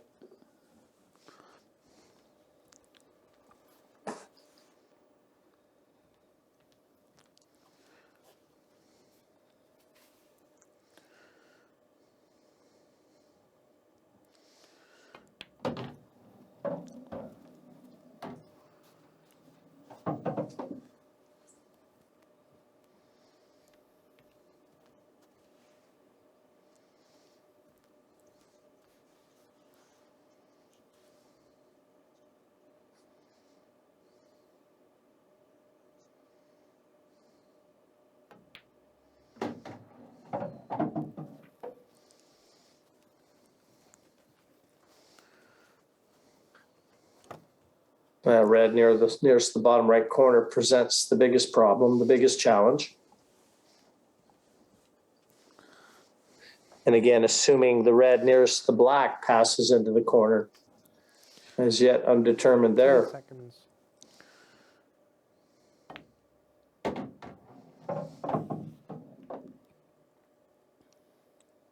Oh, is he on it? What a positional shot that would have been if he is. I think he is. That body language tells me he is. Wow. One more good positional shot required, though, Mark. He wants to drop onto the last or second to last 10 seconds. red. He's got the angle. Now he wanted to negotiate the gap to play the other red to the same corner and didn't get it.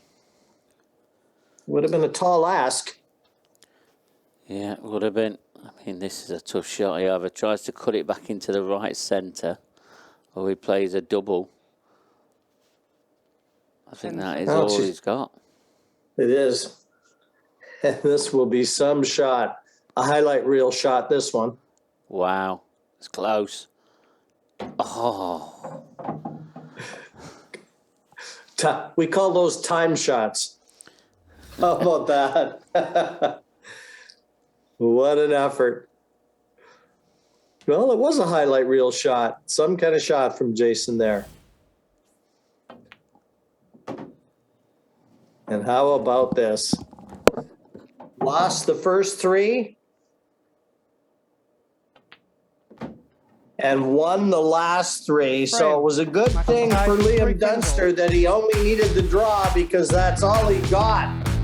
Jason Remington goes out in a blaze of glory winning the last three against the world champion. But Dunster, well, he was the favorite to get through, a 2-1 favorite. 2-1 on, and so no belly up for the bookies tonight. Dunster through, and everyone's paying attention. Guys, it was a great night of pool. Yeah, some great commentaries as well there, Jim. That was close there again. I've learnt one thing tonight about Paul, Mark, that there is no certainties in Paul. There isn't, absolutely not. Liam Dunster there, 3-0 up the first three. Anyone who backed him to win that match, he was practically... The money was in your pocket, wasn't it? And then all of a sudden, them bookie boys have took the money out of your pocket. There's no certainties in this game, is there? There really isn't. And Jason, I said he could always cause an upset, and he's done it again. He ain't hit a ball all night, has he, really, Jason? Not really, no. He's not had too many chances. A lot of things have gone against him, and but he's pulled it off, and he's got a point against the world champion and the world number one. Yeah, so world champion, 3-0 up, 3-3. But so Liam's definitely through. Yeah, he is. Yeah. JJ Faul second, he's finished second. Up. Yeah. Can he go through with the eyes? Well, he's on the zero difference. So he's eight frames for, 8 frames against. So 0 difference. Right. Looking at events 1 and 2, possibly not. Okay. So he's going to have to sit very tight for the next 5 shows to see if he does get through. But he's got 4 points, and it's 4 points that you need to probably go through as one of the runners. So we had the world champion tonight. He's finished up going through, but everything's been so close, hasn't it? You know, it's been one of them nights. Thanks for watching it. I always say it every night. Thanks for our production team, our referee Brian Moss. He had a few close ones tonight, Brian, didn't he? Yeah, he did. Called it right as well. Mark Pickworth and everyone involved with Paul, but you viewers at home, without you, we haven't got a show. Good night, God bless you. See you tomorrow for day 2, Mark, yeah? Day 2 of event 3. Good night. Good night.